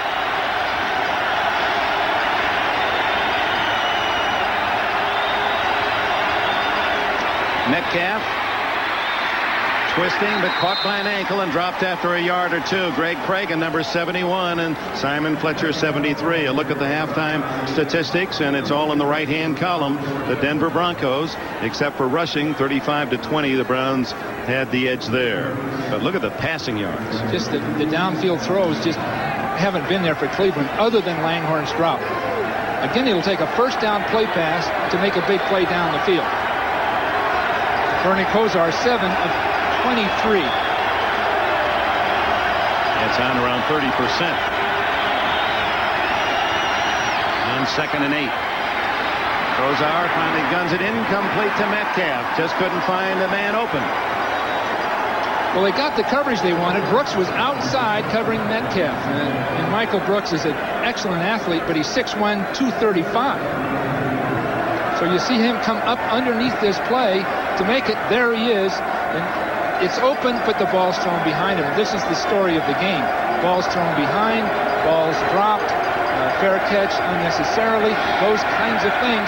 But they can all be overcome with one big play down the field. Kosar facing the stingiest defense in the NFL, and they've shut him out so far.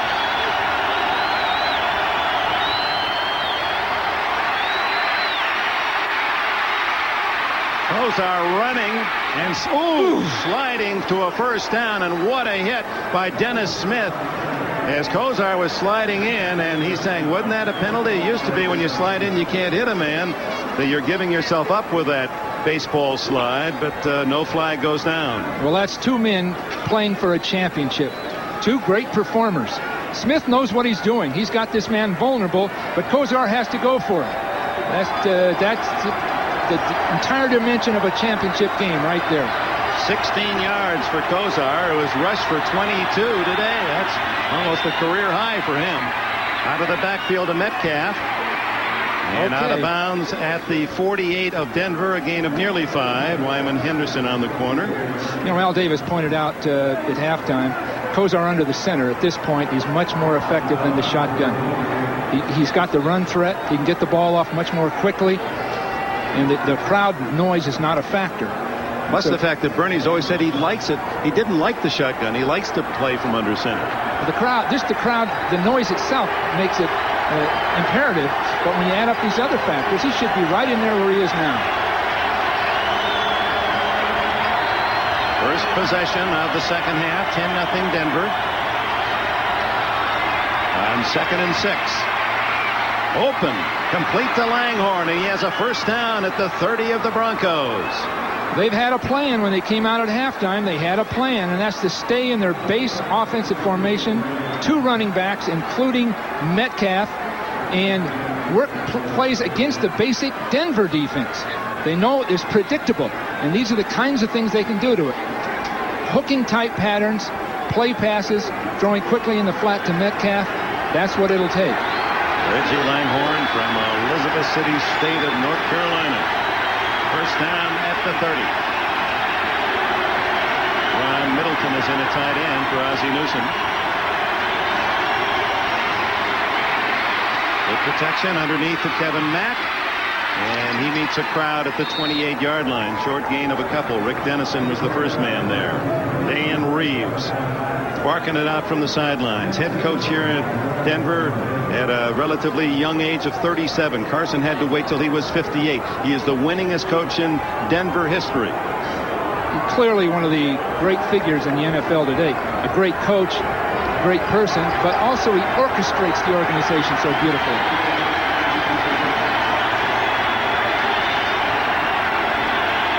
Browns with their deepest penetration at the 27 of Denver. The quickie to Slaughter, incomplete.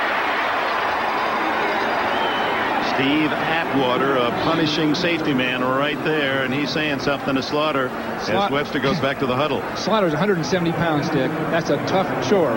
Going right in on that slant with the corner rotating right up to him. Very difficult. Mecklenburg coming out and just taking him apart. Now Langhorne, 6'2" and 200. He'd most likely be the guy you throw a slant to. Brennan and Slaughter to the left. Tillman and Langhorne to the right. Safety blitz. Open in the end zone is Brian Brennan. Cleveland touchdown. Beautiful throw. Beautiful throw. Beautiful throw. Ending a drought that covers nearly 2 full seasons. Brian Brennan, who did not have a touchdown all year, on a perfect corner pattern. Well, Brian started to the post. Brennan started in tight, and then he broke back out. And again, he deceived the opposition with his speed.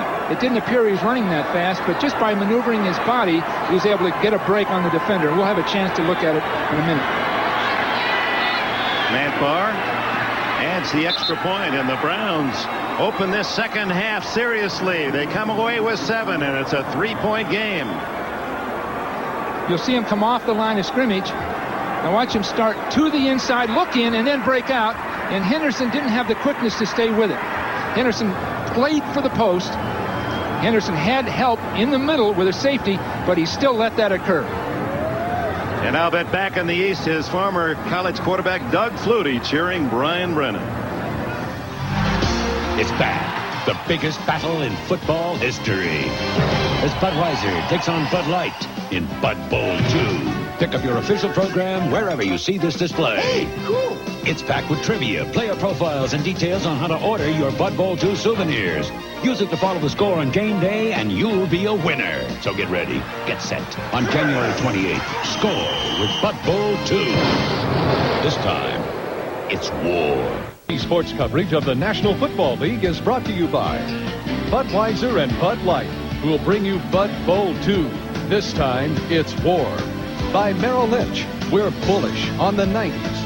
And by Honda, who invites you to test drive the 1990 Prelude SI at your local Honda dealer.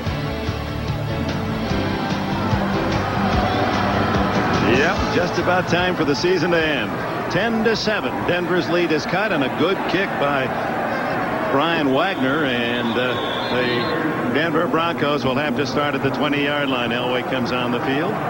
We can take a look at Brennan's nice move. He'll make a move at the line to get released, then he'll start in, and Henderson will play for it. Then he'll break back to the corner. The key to this is take a look at where that ball comes down.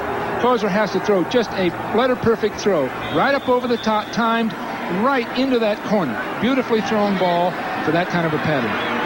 One of the keys to that drive was Elway scrambled of 16 yards on third down. The give is to Winder as Bobby Humphrey, the brilliant rookie from Alabama, injured. Ribs in the first half has not returned. Frank Minifield makes the tackle, and now we understand will not return. Going back to Kosar's scramble to show you what an unusual play as you look at Humphrey, who's out of pads now. That's a sad note for him and his teammates. Only 23 yards for a man who gained over 1,100 this year in his first season. Pat Kelly, the tight end, also out with a knee injury. Well, Humphrey Humphrey's probably the hottest running back in the league for that kind of thing. 2nd and 6.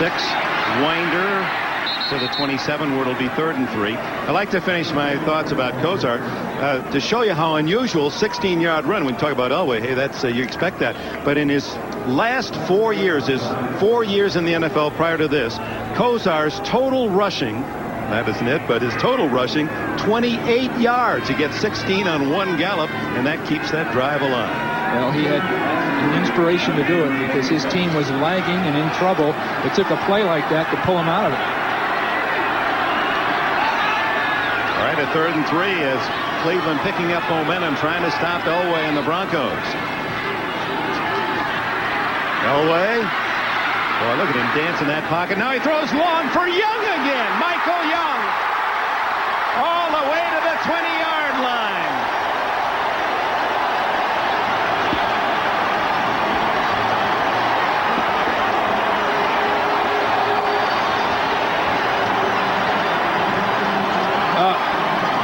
That was strictly a spontaneous play. Now you'll see Young running a hooking pattern right here. But the problem is Dixon takes his eye off him and loses him. So we've seen 2 gross errors by the cornerbacks that cost him heavily because it was strictly an out pattern, and Elway's resourcefulness and Young's quick-wittedness made the difference. Dixon dropped his coverage. Elway called those cluers when we chatted with him a couple days ago. Winder winding his way for about 5. He said there are certain clues we look for in those cornerbacks because they're so good give you those cluers, and they picked up one for 53 yards. Well, Elway's going to have the continuous pressure right up inside, but he's got time here. Now watch him move in between people, and then that spontaneous move. That time the stunt took people so wide that Elway had more time than usual. 2nd and 4.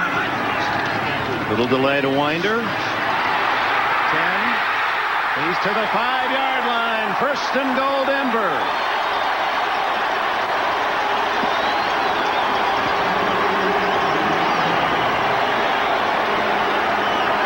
Sammy Winder, the veteran from southern Mississippi. 2nd to Floyd Little in all-time Denver rushing, getting his chance. Winder made an excellent job of breaking here and then back behind the play, but the running itself was excellent. But look at the blocking by Lanier. He takes his man and just turns him in. That opens the hole. Number 76. Elway throws on 1st down to Mobley. Touchdown.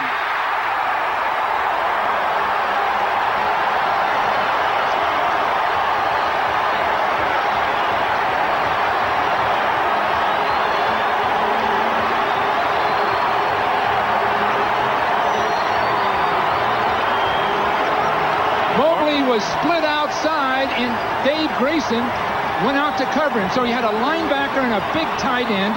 Grayson, not used to being outside and covering someone like that, lost Mobley at the line of the scrimmage, and it was a beautiful throw by Elway. Excellent tactics. I'm sure they had this play by last Tuesday. They knew they were going to use it at that point on the field. Treadwell adds the extra point. It's 17-7, an 80-yard drive in 6 plays, and the 6'5" Mobley gets the touchdown, his first of the year. Elway's dropping back. We don't get a real good look at it, but you see Mobley has a full 2 steps on Grayson when the ball comes down. Oh, it may be a high-scoring game after all. 8 minutes to go in the third. Mobley from Salem College. You want a touchdown, first and goal in the 5 with memories of a goal line stand in the first half, and Elway used the touch pass to get it to him. Treadwell. Metcalf at the 2. Lightning quick, but dragged down at the 24-yard line. 80 yards in 6 quick plays with the key.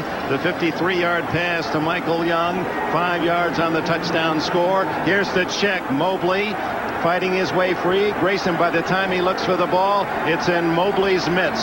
And Elway, who has the rifle arm, a quarterback with that kind of strength, maybe enjoys this most of all. The touch throw. Lay it up there.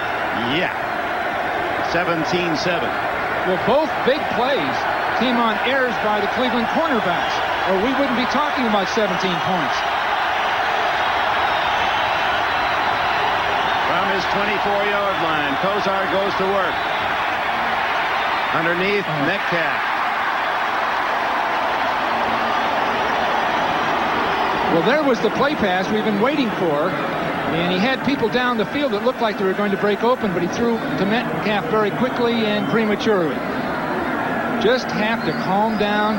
Plenty of time. Only 10 points. Well, you have to admire Bernie Kosar, as Mark Trestman does. He was his coach at the University of Miami when Kosar had the brilliant national championship year. A man with his index finger, his pitching finger, if you will, wrapped in a rubber band because of ligament damage, an elbow that's heavily wrapped, that's been injured the last half of the year, trying to lead his team to New Orleans in the Super Bowl. Carricker comes in cleanly for the sack. Alfonso Carricker. Well, Carricker was unblocked because they had a blitz by Smith up inside that forced Farron to come in and block him. So it was just well done. What should have happened was Risen should have come in and blocked down. So you'll see right here with Smith, they forced this block here, and we could have blocked here. Now here's Carricker completely untouched. So both of the linemen should have blocked down, but only one of them did. It left Carricker completely unblocked. Boy, great job of that telestrator. Third down and a bunch. 18. Kosar. Incomplete to Slaughter, who was double covered on the far sidelines. And the defense to the delight of the game. Well, Al Davis pointed out at halftime that Kosar should have been throwing inside against this Denver defense. He keeps going to the deep out. We had people open on 2 plays of that series to the inside, well down the field. I'm sure it'll be spotted from upstairs, and they'll go to it the next time they get the ball. Wagner punting for the 8th time. Vance Johnson back at his 35.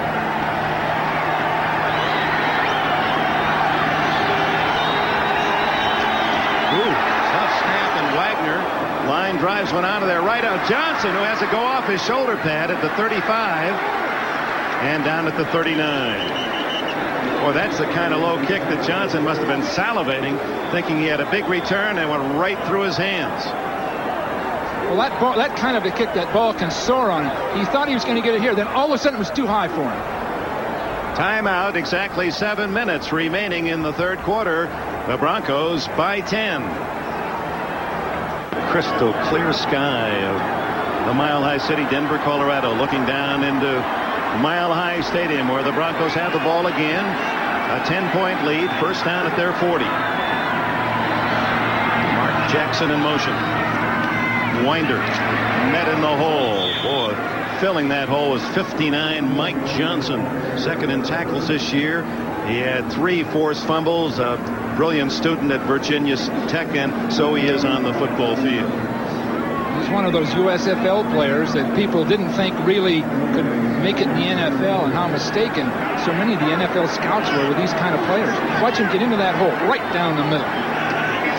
The Browns have been built on Plan B in the USFL. It's made them a big contender almost overnight. 13 players from those 2 camps, 2 sources. Elway, Johnson chasing him and gets him out of bounds at the 45, a 5-yard gain. Elway has such a great knack of slipping between people. He had pressure on him, and yet with just 6 or 8 inches of space, he finds a way to dart between them. He's a pretty good-sized guy. They're the combatants. Johnson will eventually chase him down. Now there's a foot race, and Johnson gets untracked and finally gets going and catches Elway. Mike Johnson, his hobby is making furniture. Tried to use Elway for a chaise. He's out now. They've got that nickel group in there. Quarterback draw. To the 30-yard line. And a flag goes down. So that's the call they didn't make on Kosar, but they go the other way this time, and Elway gets the roughing penalty. Identical plays. And these are the kinds of things you have to overcome in a critical game, a single elimination tournament. Personal foul, defense, number 40, 15 yards, first down. Kyle Kramer, a rookie from Bowling Green. It was man-to-man coverage, so all of the pass defenders were looking at a receiver. So if Elway can break up the middle, no one can see Elway running because they're all covering their receiver. Now that was the same exact hit we saw earlier, and now it's called. I wonder what could have crossed Dennis their minds. Smith didn't hit Kosar any more lightly, did he? No, same exact thing. First down at the 15. Winder. Hit, just as he was breaking to the outside. A good play made by Grayson and Johnson.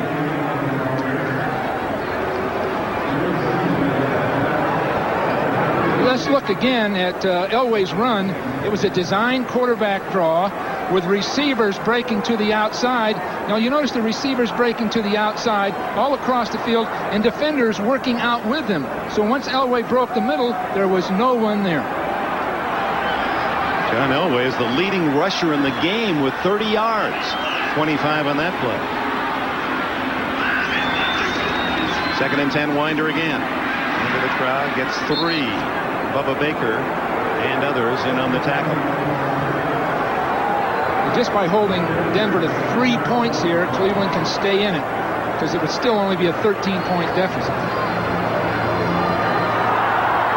His key was to contain John Elway.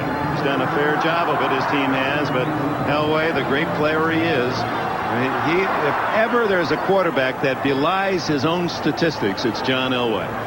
Well, another one was Joe Namath. Joe Namath was never rated as the top passer in football with that rating system, yet clearly was one of the greatest passers and quarterbacks to ever play the game. Same with Elway. Who uses a timeout. Reeves hates to waste those, but Elway didn't like what he saw. 4:32 left in the third.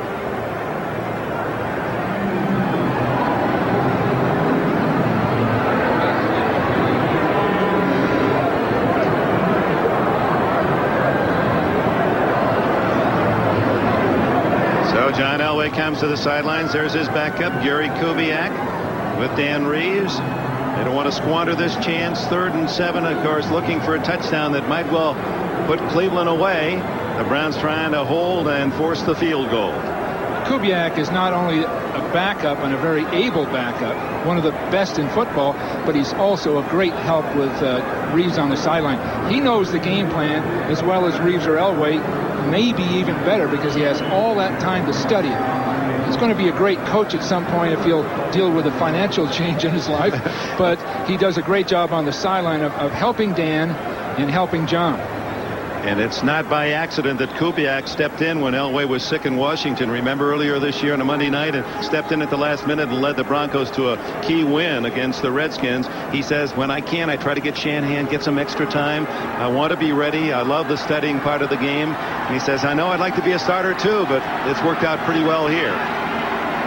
3rd and 7. The handoff to Sewell. He's going to throw. To Elway. Incomplete.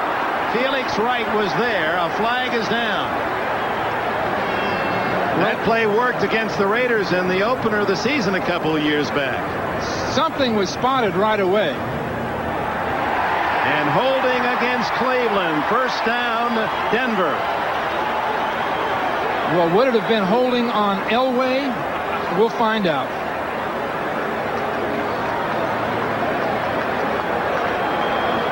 All-star crew head by Dick Cantak. Defense number 29. 5-yard penalty. First down. Bud Carson out on the field. Would like an explanation of that. Perhaps we can see what Dixon did. Well, Dixon was on the line right here. He's going to hold at the line of scrimmage. According to the officials, he's got a shirt. He's got a jersey. Just can't do that. Pulling the shoulder pad right out of Vance Johnson's jersey. Especially a jersey, they see it pulling right off. Winder on the handoff, sweeping outside. Touchdown.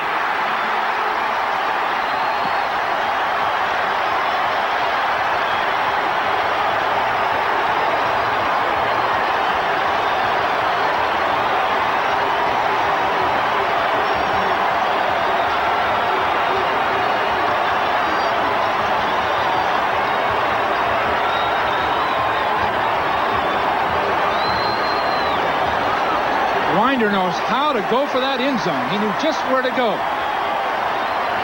Patrick Bowlen, the owner of the Broncos, sees his team forge in front 23-7. And you saw the disappointment wearing long on the face of Art Modell of the Cleveland Browns as the Broncos go 60 yards and a half dozen, with Winder getting the final 7. Well, Denver's run just at the right time for just the right reasons. That was a beautiful job of not only blocking, but as I've mentioned, Sammy Winder, with all that experience, knew how to get into the end zone because there's a real crowd right in that corner. And he knew how to go underneath people just at the right moment. You see him coming off the line, excellent blocking all the way. And Bratton doing a fine job, but as he gets into that corner, full speed, watch him go right up underneath people. And the frustration you saw of the head coach, Bud Carson. He's defensive-minded and helped build the steel curtain in the great days of the Steelers. And he's seen his team worn out by the Buffalo Bills last week. The Bills scoring 30 points and Carson's defense unable to stop Elway, Winder, and company here today. It's 23-7 as Treadwell sets up for the extra point. I don't question the tactics or the strategy that Bud Carson's used at all. But there have been some plays that have been reckless and unnecessary by certain players on the Cleveland team that's cost him. Extra point is there.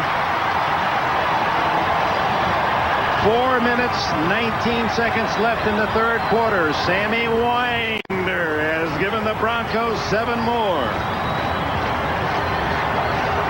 With 4:19 to go, the Browns now must take full opportunity of each possession. And there's Sammy Winder from Jackson, Mississippi, where he owns a construction company. He's kept his mouth shut. He's a great team guy, while a rookie Humphrey has taken his job, and he's delivered today. Here's Keith Jones, plan B from the Rams, and he gets to the 28 and pays the price. Kip Corrington making the tackle. Well, it's worth looking at this play again, the scoring play, to watch Bratton lead the ball carrier right up the field. Right here, we had a guard and Bratton leading straight up the field. Right at this point, he takes on a man and knocks him right off the line of scrimmage, and he gets another one. So running a course, he took 2 people and just picked them right off. By both Dixon and Big Daddy Hairston. Kosar on the noisy end of Mile High out of the shotgun. Deep down the field has Langhorne, and a tough catch at the 45 of Denver. You know, he's shown that throughout the year in the games. Langhorne makes the tough catches better than the easy ones. Well, he went right up for that one. He knew there'd be a safety man coming up the field, so he first has to elude two people, then break into the post, and then catch a ball over his head knowing a safety man would be there. No huddle for the Browns. Elway. Complete. And it's Lawyer Tillman, who caught only 6 this year. A bit of a disappointment, this number 2 pick out of Auburn. Another first down.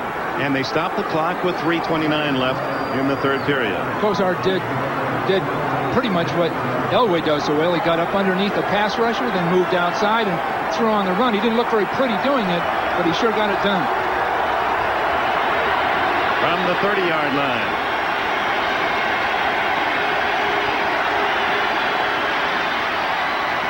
Brennan. Short yardage, well covered by Simon Fletcher, number 73, who is 6'6" and 240. The one thing you can give Cleveland credit for, they're not going with a huddle. They're not going to waste the time of a huddle. They're going to do it right at the line of scrimmage. That'll give them a chance to get back in the game. And it also forces Denver to keep a basic, more simplified defense on the field. Denver leads 24-7.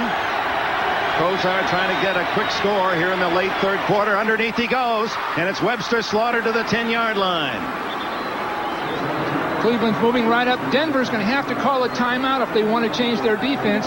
Cleveland's not going to let them do it. They're going to come right to the line of scrimmage. You're right on, Bill Walsh. Dennis Smith looking to the sidelines with his hands out saying, what do we do? Calls time. That's the second one used by the Broncos here in the second half. That was a beautifully thrown pass, releasing straight up the field and breaking to the inside. And this took some nerve to catch that ball right in traffic, and good thinking all the way.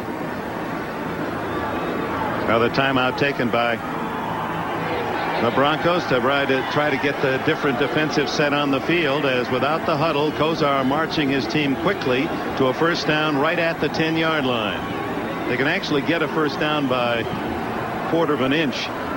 So it's not goal to go. Dick, you almost have to say with 2:24 in the third period, they have to score before the period's over. You almost have to say that because they've got so much ground to have to make up. Well, even a field goal gets them within 2 touchdowns. Now the Broncos have the defensive men on the field that they want. Kip Corrington, an extra defensive back, is in there. They're playing for the pass. They have 4 pass rushers. Their nickel defense to stop Kosar at this point. So do you try a run? Nope. Into the end zone, incomplete. He had a man open. It appeared to be Brennan again, who caught the touchdown pass earlier. Well, it was just a spontaneous play.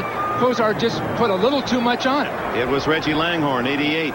You see him come to the inside, not a real factor, but when Kosar gets in trouble, he overthrows it. Boy, those are such critical plays, and you can remember them for months afterwards. Langhorne right with Tillman. Slaughter and Brennan, the smaller tandem, to the left. Underneath, incomplete to Brennan. Yes, touchdown. Wait, he caught it. He caught the ball with his body. It looked as if it rolled free on the ground in the end zone, but apparently, as he scrambled, the quick hands of Brennan able to scrape the ball to his body. He embraces 6 more. Well, that was a beautiful job, releasing up inside, then around Braxton, stops, then goes again. And what a great play. Are those hands? Well, what he did was get Braxton turned completely around. And when Braxton looked back, he went into the end zone again. There was Brian Brennan that was almost the hero in the drive game 3 years ago. He caught a touchdown to give the Browns a 7-point lead late in the fourth quarter. You see him reaching for that ball, just concentrating on it. And it was out, but he kept it from hitting the ground. That is a remarkable catch. Brian Brennan has a pair. They're reviewing it now, but, well, I'm not even going to say now because every time I think it's one way from our picture, it goes the other. So we'll wait to see. See him releasing to the outside. Play stands is called touchdown. I'm out of my slump. Just well done. But again, it took Kosar moving and Braxton being fooled because he looked back toward Kosar and lost his receiver. Matt Barr adds the extra point, and with 2:12 remaining in the third period, the Cleveland Browns pull to 24-14. Well, looking ahead, as we wrap up our coverage of the NFL, we can look forward to some exciting action next week out at Palm Desert, California. The Bob Hope Chrysler Classic. You'll have President Gerald Ford and Johnny Bench, Glenn Campbell, Julia Serving, and others playing in the celebrity round with Tom Kite and Palmer and Watson and all the game's best. One of the highlights of the golf tour. We hope you'll be with us next Saturday and Sunday. Brian Gumbel debuts as the host of NBC's golf coverage. Where will you and I be, Dick? We'll be on the putting green. They're practicing putting while they're out. The day you see me on a putting green, I owe you some. Bernie Kosar, man who grew up as a Cleveland Brown fan, a Brian Sipe fan, and his demeanor, the way he plays the game, the way he talks to you, totally masks the competitive fire of this young guy. Wagner again, a long kick. Boys, he kicked off the ball well today. He has not given the Broncos a chance to return. They'll start at the 20, and here comes Elway. And the offense again, just when Dan Reeves might have breathed a little easier. Hey, we got a nice lead here, 24-7. Kosar takes about 2 minutes to score. Well, it's pretty obvious that Denver at this point is going to have to get field position if they were to give the ball up. Because Cleveland getting the ball near the 50-yard line is going to go right back in again. 72 yards in 6 plays. It took Kosar 2 minutes and 7 seconds. Winder. Hanford Dixon, the top dog, off the right corner to make the tackle. It's a great block from the outside on Gash coming up inside that really saved that play, because those safety men for the Browns are deadly tacklers. Thane Gash, that just sounds like a safety man. 7th round pick last year. He has produced. He's coming up into the line of scrimmage. You can see him on the screen acting as a linebacker to stop the run. Elway's changing the play because of it. Yeah, so often likes to blitz when he comes in from there. Not this time. Handoff is to Melvin Brett. Fumbles the ball. It goes right to Felix Wright. And this is going to be a Cleveland touchdown.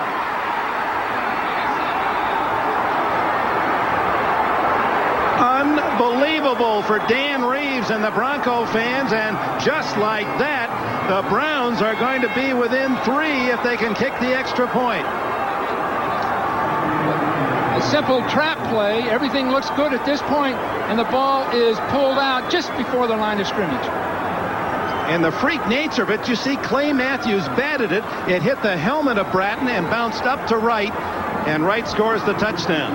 Oh, no, hold on now. They're saying he stepped out of bounds at the 1-yard line. Wright did not get in. He stepped out at the 1. Number 74 has reported as an eligible receiver. Number 76. Here comes Wright with Elway cutting him off, and Elway may have saved the touchdown. Looks so tight right along that sideline. His left foot actually hit the marker on the sideline. He had to be even closer to the goal line than that. Right there on the 1-yard line. Good right call. At the 1-yard line. Excellent call by the official. So Elway, even on defense, makes it tough. Well, as he saved a score. I believe it was Al Baker who made a big stop there and just held on long enough and hard enough to pull that ball out of there. 1:13 left in the third quarter. From the 1-yard line, Kosar with Manoa and Matt behind him. It's Matt hit in the backfield for a loss. Knifing through is Andre Townsend, number 61. Townsend just got underneath everybody immediately. I don't know if crowd noise had something to do with people getting off the ball or not, but he just penetrated right at the snap into the backfield. Confirming that it was Bubba Baker that stripped the ball from Melvin Bratton, and then a freak play as Matthews dribbled it off Bratton's helmet. It bounced up to Felix Wright, who returns to the 1. Now 2nd and goal from the 2. Mack goes out, and Barry Redden comes in. Kosar saying, "I can't hear." And this is, we'll see if they penalize the Browns. There's the clock down to 0. They're going to give Kosar a penalty or give him a second chance. Now, in the old days here, a quarterback would have been allowed a fair chance to call a play. The way it's gone lately, they're just giving you a penalty when you try to fight the crowd. I don't understand. The whole penalty mechanism they put together wasn't practical. Then it's so hard to implement. But on the other hand, it's sort of a cop-out by the officials for not to implement the thing. Well, apparently they're not going to call a penalty, at least no indication at this point. Well, there couldn't be any more noise in any stadium that we're getting now. Even a dome stadium? Well, not right down in that end zone. There's so much noise with all the stakes that exist. And again, it comes back to, is a visiting team allowed a chance to move the play, to actually play? Please return the game clock to 10 seconds. Please return the game clock to 10 seconds. But they're going to give them 10 seconds to get a playoff. Please return the game clock to 10 seconds. The game just gets disrupted through this, doesn't it, Dick?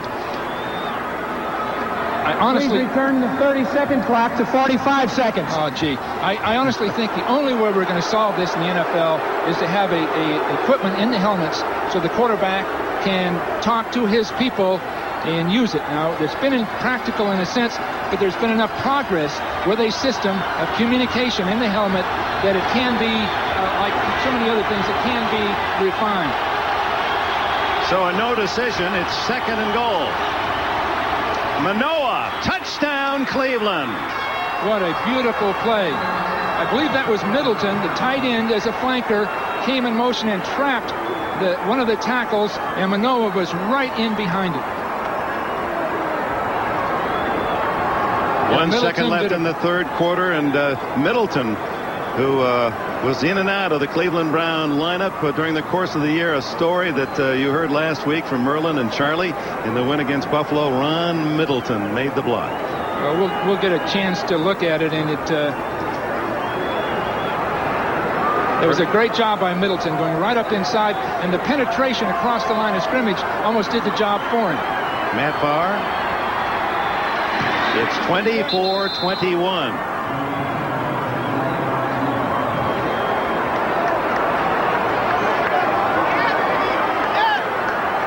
Was a good job of Manoah hitting up inside, and what a wild game we're going to have, because both teams can now throw the ball. You'll see Middleton coming in motion here and attempting to trap, but the penetration is up the field too far. But the key block is right here on the linebacker coming to make the stop. So you'll see him in motion right up inside, going to the ground. But look at the block on the linebacker right there by Ted Banker, the left guard. Beautiful job. Well, as we enjoy the pictures and the replays, men who have been with us all year long, John Gonzalez, our director, and John Ferratzis, our producer. A brilliant job again today as we enjoy apparently another classic between the Cleveland Browns and the Denver Broncos. Remember 2 years ago here, the Browns were 18 points down, 28-10 in the second half, and came back and were looking for a possible tie when Biner fumbled on the Denver 2-yard line. And I wonder if any of those thoughts are going through Bernie Kosar. Remember that great shot of him going over to offer his empathy to Biner. And Kosar has not admitted it, but that elbow and finger are hurting him. You know, he's like Jimmy Brown. They say that Kosar won't be seen in the trainer's room. He'll come in at a time early in the morning, late at night. They said that about Jimmy Brown. He'd go in at 6 in the morning. He didn't even want his teammates to know that he was hurting in any way. Well, that's Bernie Kosar. So he can bring his team back now. There isn't any question about it. And Elway can naturally...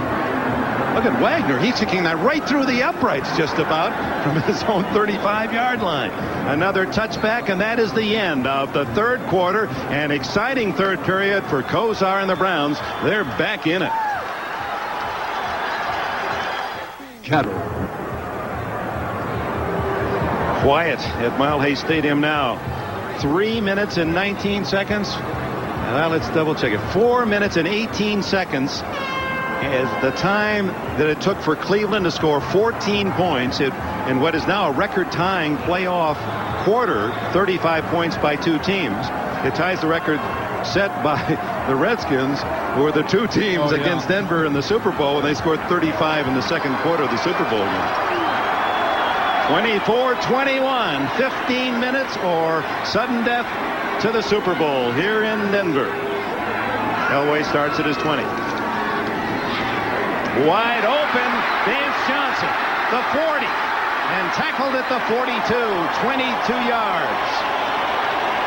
Hanford Dixon was just almost mesmerized out there. That quick throw to the outside even surprised him.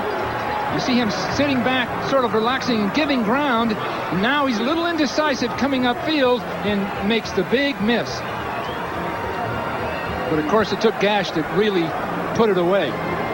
Vance Johnson on his greatest season, 76 catches, not good enough to make the Pro Bowl. This talented artist. His paintings now selling in the $1,000 to $2,000 range. Elway again will throw on first down, and he's looking big. And Dixon this time had good coverage on Johnson. Well, Dan Reeves is going right after Cleveland. Some people would begin to run the ball, not so much use the clock, but to avoid any error, any kind of a fluke thing that would happen. But he's got Winder who can run effectively and people who can block, so we'll see what he does. The problem with throwing is the incomplete pass. Here's Humphrey. Bobby Humphrey injured early in the game. Injured ribs. So Sammy Winder has replaced him. 4 wideouts. Clay Matthews anticipating the count offside. A free play for Elway. Completes it. First down at the 45 of the Cleveland Browns. Ricky Nattiel. One of the three amigos that we don't hear much about this year. Nattiel suffered through a knee injury the course of the year. Matthews was going to blitz that time, and he moved straight up the field right across the line of scrimmage so early, trying to beat the center is what he was trying to do. We have a false start on number 6. Oh, it's going to be against Denver. Penalty. Play is still a second down. Against Jim Juriga, the guard. I am trying to find it, Dick. I really am. You see, here's where the penalty's called. We obviously see an offsides, but I just can't see that guard move. Maybe the viewers can spot something I can't see. There's no movement anywhere. Well, that's the Tom Mack play. Remember years back, the Rams down on the goal line against the Vikings in Bloomington, Minnesota. Mack, 15 years later, says he still hasn't moved off his stance. Cost them 5 and cost them the chance to the Super Bowl. The Rams, at least that's how they... Well, that's Merlin Olsen's side of the story, Yeah, I must say. sure It's a bit biased. You know, Dick, just in passing, we kidded O.J. at halftime about playing for me and for the 49ers. But the one thing O.J. did for the 49ers is really had a touch of class, and I think he sort of civilized some of the guys we had on our team. I can't say that he was a 1,000-yard rusher at that time. Well, he said you'd never give him the ball. You talk about the training room in the tub. We learned the back butterfly and everything else during the year. Second down and long.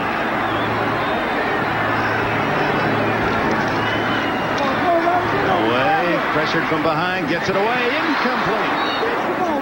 The hit made by Mark Harper on Vance Johnson, who was juggling it at the 45. So 3rd and 15. A crazy setup developed there. Matthews, 57, a great linebacker, but not a great coverage man, was covering Sewell, one of the best backfield receivers in the league that time, and Sewell really had him beat. So I'm sure Shanahan and Chan Gailey, the offensive coordinator, are spotting those kind of things. 24-21, Denver leads. 13:49 left in the fourth quarter, and it's 3rd and 15 for Elway. And offside Cleveland. Elway a free play going deep. And incomplete to Nattiel, and Nattiel felt that he was pushed. There was a bump downfield.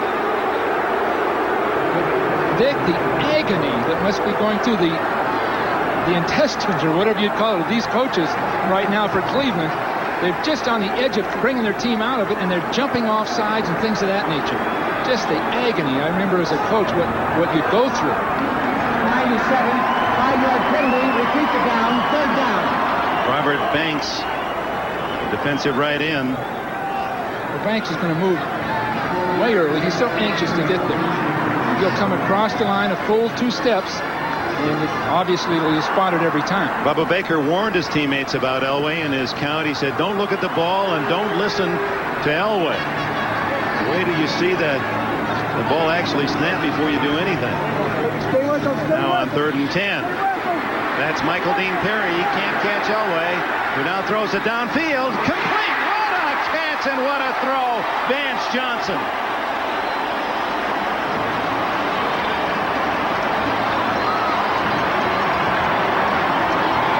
I can't believe it.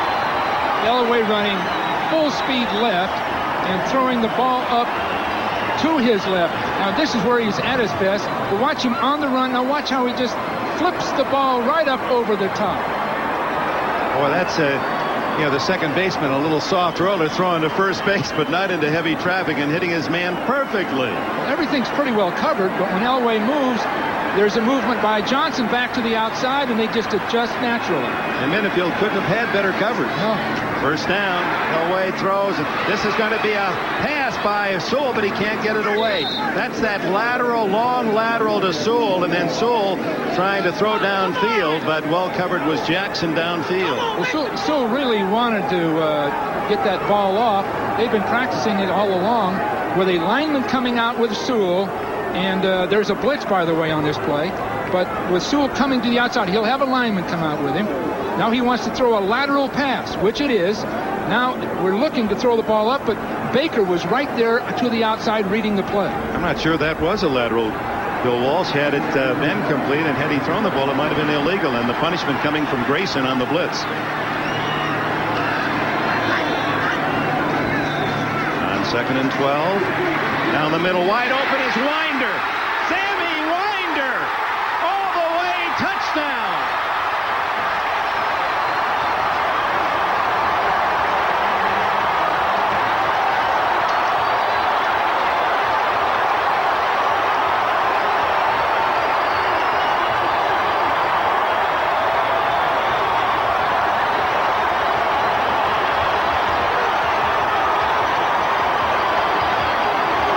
It was an all-out blitz again. They just kept going to it. And Winder breaking to the inside. Just had all the room he wanted to run with the ball. Kyle Kramer was trying to cover him. And Winder coming out of the backfield just made a quick move. There was no one there because if Cleveland were to lose this game, I'm sure that Bud Carson would say, why one too many blitzes? One too many. David Treadwell adds the extra point. Kyle Kramer was the man trying to cover Winder. Here's Elway with the ball. He's going to have a lot of heat with people blitzing up inside, but he's got Winder isolated one-on-one, and it's all over. Minifield misses the tackle. Kramer can't get there, and it's a 10-point lead for Sammy Winder, and we'll return to Mile High Stadium in Denver after these messages from your local station. His receptions was the man who caught what proved to be the winning touchdown 2 years ago in the fumble game. Now a 10-point advantage again for Denver. They led 10-0 at the half. Treadwell. Eric Metcalf. And he fails to get to the 20-yard line. Good coverage by Denver. They went to the blitz one too many times. You'll see a blitz outside here. Everyone else coming up the field, but Kramer is not in position to handle Winder breaking across the field. So you'll see Kramer sort of faking on the outside like he's going to blitz, but he doesn't have position to cover that pattern, breaking to the inside, and just excellent running after the catch by Winder.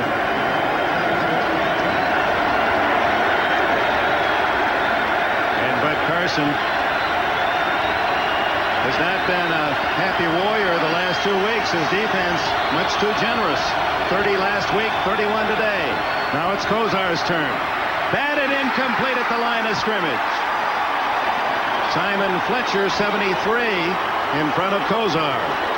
The offensive line just gave a little bit too much ground, and people telegraphed the throw. At this point, whether the players know it or not, there's a certain fatigue factor that enters into the game. The blitzers don't quite get there. The offensive linemen give a little bit too much ground, and these kinds of things start to happen. Players really unaware of it, but the fatigue factor begins to enter into the game. 12 minutes plus remaining. Kosar, incomplete, another drop. And that's what we mean about Langhorne. He's dropped a couple that seemed to be easy, and he's made a couple of catches that were quite difficult. Well, the idea of the no huddle that Cleveland went to earlier would appear to be the formula that they need with this much time remaining. Keep Denver in a basic defense, but now Denver's gone in there with their 4 linemen playing all the way for the pass.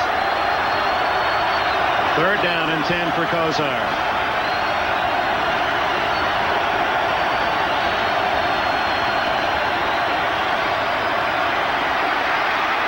Down the field, intercepted. Kip Corrington.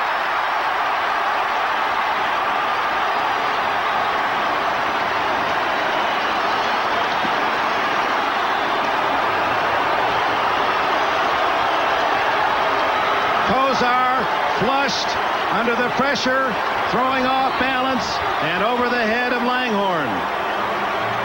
Well, a poorly thrown ball. Kosar felt the heat right here. He's looking to his left. Now he looks right, and he sort of lobs the ball up over the top, well out of the reach, and it was Langhorne couldn't come near it. So 1st down at the 40 on the turnover. Now here's the running game. Should take effect now. Winder and the veteran slippery as he moves ahead for 5. Bud Carson, when we talked to him a couple days ago about the keys to the game, he came out very forwardly. He says it's easy. The team that has possession time and turnovers will win the game. That was the formula. Whoever has the ball the most amount of time and takes advantage of turnovers. And so far, he's in the minus pool on both those counts. And it shows on the scoreboard, 10-point lead. Well, most likely Denver just stay with that run now and use the clock and also get in position to kick a field goal. There's a trap. Winder, met rudely. Boy, is it great. Dick, is it great to have a Winder on the bench. Here, this fine all-around player with a history with the Broncos is ready to play, that has that maturity to play championship football. It's great to have him backing up the great young rookie Humphrey. Well, Humphrey, who has learned from Winder, who, despite the fact they compete for the same spot, has been a great supporter of this young talent. And Winder, of course, a Pro Bowler twice himself, 84 and 86. And, it's the mark of a pro, isn't it, that a veteran like that has kept himself ready. You never know when the moment is going to arise, and he's answered the bell. And there's the last timeout in this second half for Elway and the Broncos, as he didn't like the defensive set he was staring at on 3rd and a long 4. Timeout, 10:47 remain in the 4th. And sensational overfield shot. Those flying pictures are provided by Top Shot. Adding to the grand sights here in Denver today. 3rd down, long 4. The draw again by Elway, and he's got another 1st down, and he's struggles to the 22. What a weapon he is. He wanted more. Kramer finally got him to the turf. Elway used the blocking that they use on that shovel pass that was stopped earlier. Elway kept the ball behind the pulling lineman. You'll see him come underneath as a quarterback, carrying the ball with a pulling guard and tackle in front of him. Could have had more. I thought it was going to be an inside the park homer, and I had to settle for a double. He was a 300 hitter 1 year in the Yankee minor league system. Fans in Indiana, New York. Winder to the 20. Clay Matthews, 57, and others there for the tackle. Gibson playing excellent football, isn't he? He's tough inside. Melvin Bratton doesn't want to go back to the huddle.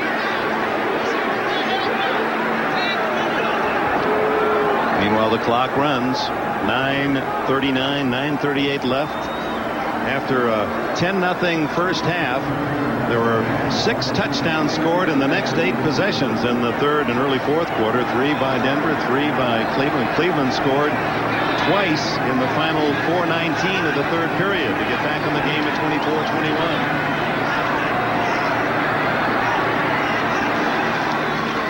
Second down, Winder smacked at the 20.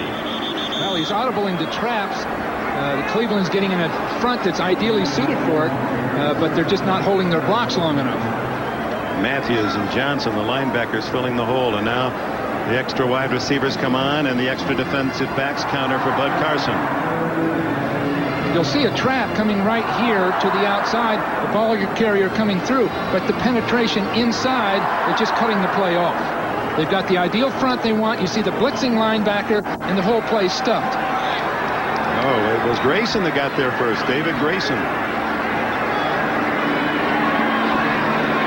Third and a short 8. Elway to Johnson, but his momentum carried him out of bounds shy of a first down. At about the 17, so only 3 yards on the play. Mark Harper on the coverage. Dick Elway was hit flush as he threw that football. You can see the pain and the anguish coming with him right here. He has a man on his backside. I can't identify him yet. There it is, right there. What a shot. It's just like getting run into by a moving automobile. Wow. So Treadwell will try to give the Broncos a 13-point lead. 34-yard attempt. Kubiak to hold.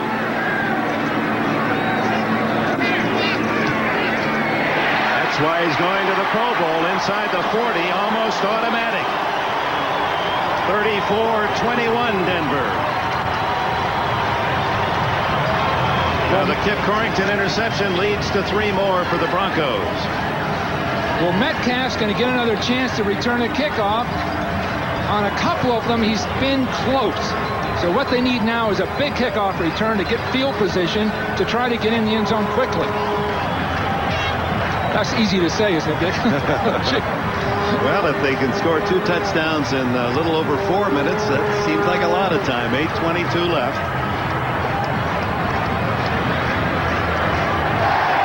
Well, it all comes down to 8 minutes. All these months of work and sacrifice and commitment on the part of the players, the coaches, ownership.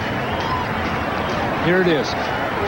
Is that what you said to yourself on the sidelines when you were the 49ers? You said, gee, it's the coaches and the fans and the players and the coaches? Is that the kind of stuff you were thinking about? No, but I knew the guys upstairs were saying it.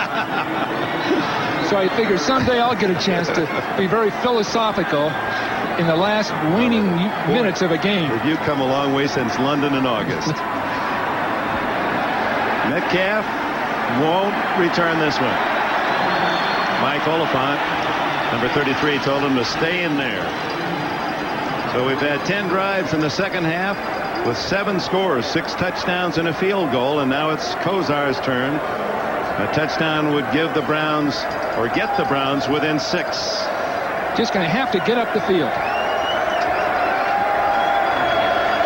From downtown Denver into the stadium, Mile High, McNichols Arena, the basketball arena to the left. I'll bet they can hear the noise downtown. Can you feel the vibration? Gee. With the fans chanting Bernie, Bernie, Bernie does, and Slaughter gets 9 on the throw. Just get going, Webster. Get back get back to the line of scrimmage. There's no use talking to the opposition now. Just play. Here they go to the no-huddle offense, which worked so effectively at the end of the third quarter. Now they're not using a snap count. When Kosar lifts his leg, that tells the center to snap on his own count. And 2nd and 1. Brannon with another juggling catch. Oh, what a magician, and now a flag is down at the line of scrimmage. Brennan making the remarkable touchdown catch, but that one will be called back for holding. So the penalty flags have been a bit unkind to the Browns. Not that they haven't deserved them. It is so tough because that's the variable. When the fouls are called, the infractions are called, it just can devastate a team, and officials are there to monitor the game and direct it. Holding, defense, number 68, 10-yard penalty. Repeat the down, second down. Ted Banker, the former Kansas City Chief, a Plan B acquisition. That's 55 yards against Cleveland, 5 yards against Denver today. So instead of a first down, it's second and 11. What a catch by Langhorne. I guess the key to Langhorne, you just got to put him with 3 men on him, smacking him around, and he just pulls it in. 13 yards and a first down at the 32. Well, that was a great comeback. Pressure play all the way. Pressure play, because that was the ball game. With 7 minutes to go, and Cleveland down by 13. Kosar, incomplete, intercepted. Dennis Smith at the 45. Running back, he's running out of gas. He's down at the 47-yard line, but Dennis Smith, 3-time Pro Bowler from Southern California, and that may be the fatal blow for Cleveland. Ted Banker is down and looks seriously injured.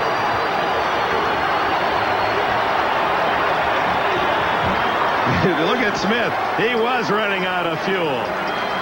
Again, a ball took off on Bernie Kosar. Smith was just there, sort of protecting the field. The ball goes over everyone's head and just careens into Smith.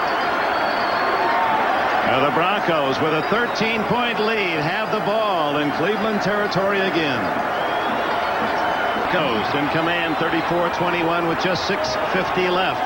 Kosar can only hope now the Denver offense sputters and the Browns come up with a big play. Winder slipping outside and to the 45, a gain of 3. David Grayson, the tackler.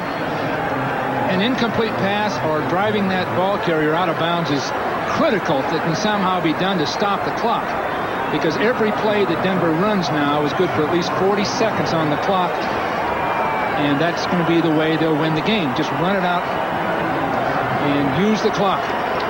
But Carson has 3 timeouts left, but he'd like to save them for when he has the ball. Bratton fumbled, unlikely to get the ball. It's going to be Winder's game here in the final minutes. Behind Bratton's block, he gets back to the line of scrimmage. Tackle made by Bubba Baker. Spend a timeout here. What do you think, Bill? No, he's got 13 points. He's got to pick up, so he just can't call him yet. So Elway will use the entire clock. And if he throws the ball, which they did earlier, Dick, I believe it was the Raider game, Elway threw a couple of times, remember? When he had a lead and the Raiders got the ball back and could have run it. So I'm sure this time now he'll use that clock. And don't concern yourself with the score. He'll punt the ball down to the, obviously, the goal line if they can. But they don't want to stop the clock. Oh, he's in the shotgun. With Sewell in there, it's likely he'll get the ball. And he does. And look at that. To the 32 and a first down. The Browns could ill afford that play.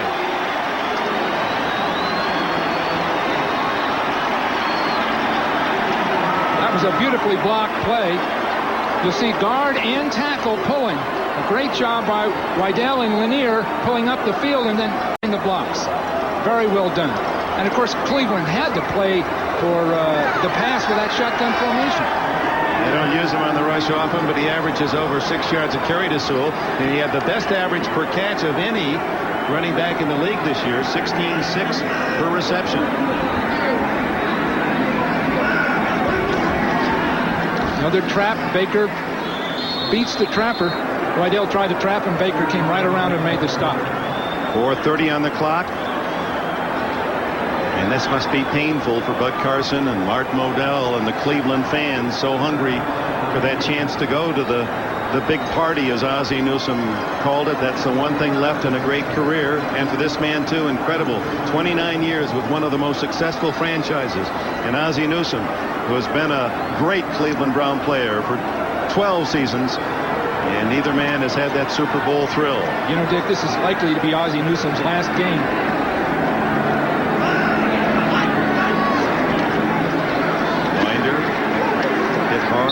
Hank Johnson, but hangs onto the ball. Ozzie Newsome hinted that with his great allegiance to his alma mater, the University of Alabama, and with Gene Stallings getting the job there, that perhaps a call would come, we suspect it already has arrived, asking Newsome to come back and coach. And even though he's welcomed by Art Modell to stay in the organization in the front office, and as Art told us, the door will always be open, Modell, we put it to him blankly, said, I would never stop Ozzie from going back to Bama. And I sense that's where we're going to hear from Ozzie next. Well, he calls Bama family. You can see how tightly structured they are and how much they care for each other. Here's Elway looking to throw and has a man wide open. Mobley goes out of bounds with a first down at the 16, and now they can seriously start to celebrate in Denver.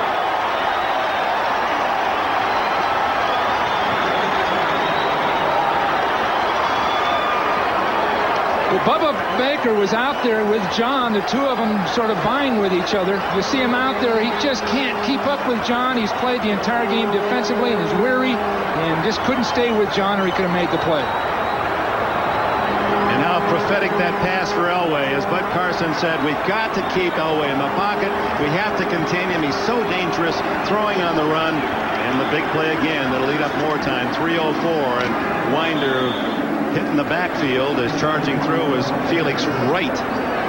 And now with those 3 timeouts, will they use one here? They should call them now, Dick. It's the only hope they have.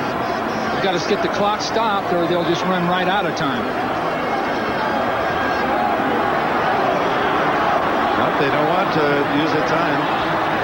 He wants a timeout. Bud does, and they're not looking. 20 seconds on the 45-second clock. 2:28 now on the game clock.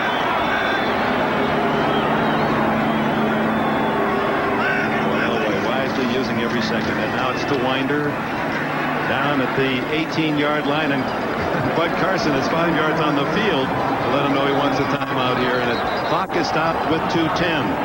And they'll have a 2-minute timeout as well. Well, good, excellent play calling by the coaches. They're trapping. Timeout.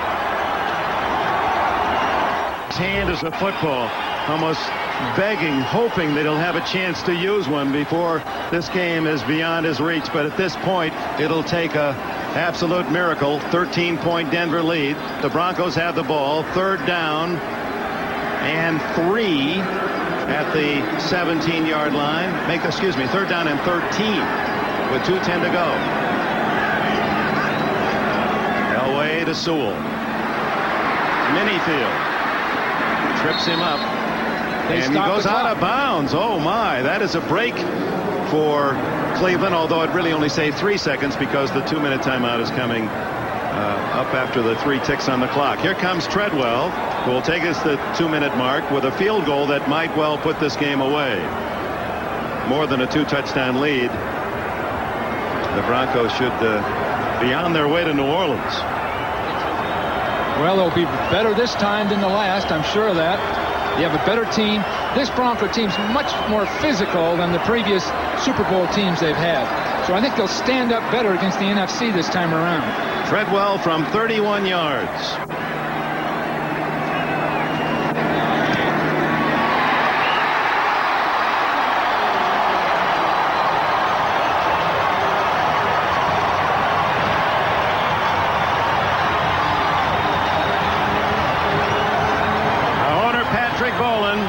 Has made his way to the sidelines. His team is 2 minutes away from another Super Bowl chance. 2 weeks away, and the Denver fans know how to get to New Orleans. They've had 3 chances, 2 times in the last 3 years, and yet to win the Super Bowl trophy. Treadwell lines it low again. Metcalf. Oh.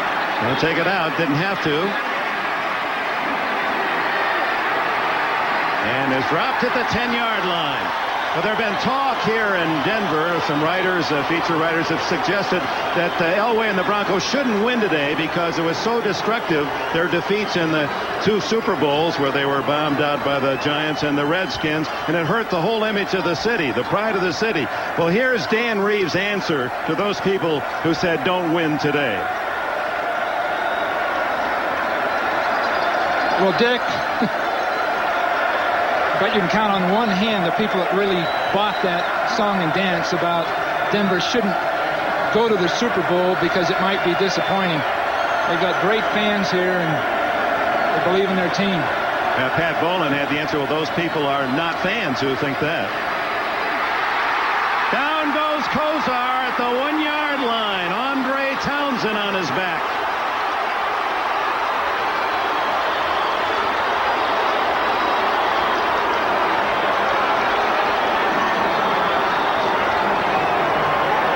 These are agonizing moments for Cleveland and their fans.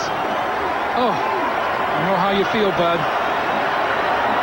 But Bud's done an excellent job, Dick, Bud Carson. And Art Modell's got a team that can come back. They've got to tighten up certain features of their offense. And they'll be back. But boy, is this tough. Out of his own end zone, Mack. Little draw out to the 12-yard line, fumbled after he was down. Well, for Modell, Art Modell, 29 years and such a prominent member of the old guard in the National Football League, the wound has to be deeper and deeper. He came into this league when football was the business. There wasn't all that big money from television, outside revenues. Kevin Mack fumbles the ball as he carries to the 18-yard line. Didn't get out of bounds, so the clock runs 52 and 51. You know, Art Modell feels badly, disappointed, I'm sure not discouraged, but Paul, he has to be reminded how much people really respect him in the National Football League. They're not equating his greatness to a Super Bowl. They know he's had great teams, and they know he's been extremely competitive. Kosar runs into Simon Fletcher with 28 seconds. And meanwhile, a Denver Bronco team, a team that was beaten, thrashed 4 times last year, embarrassed as they went 8-8. So the major changes were made. Patrick Bowlen says get players. Dan Reeves had the courage to fire a longtime assistant, Joe Collier. Veterans like Mike Harden were cut away, and this team rebuilt and is on its way to the Super Bowl. And indeed, if you would have said those words back in the summer, you would have gotten long price money. They were not favorites by any means. Well, they'd never just demonstrated their real big, tough athlete. They've never had that, so they've done it on guile and almost mirrors and Elway. Well, now they've got the strength. They've got the power on defense. Their offensive line, although young, is big and strong. So they're going to be a very viable competitor in New Orleans. We hope you'll stay with us for the post game. We'll have the presentation of the Lamar Hunt Trophy. We'll get the reaction of these Broncos and hopefully the Browns as well. And John Elway, what a game. Bernie Kosar, the players around the league have such admiration for Kosar. But when you talk about a winning quarterback, a guy that if you just had one game and you wanted him to be in there, Elway has shown again today why he has such high regard. And with the first down, the Broncos kneel it. Elway, obviously the game's most valuable player, has the final call. He respects, he and Kosar are fairly close friends, golfing buddies. The final seconds tick away and all the hopes of Cleveland. And the Browns fans can now only watch the Broncos celebrate another Super Bowl chance. 3 times in 4 years. The Denver Broncos, best of the AFC.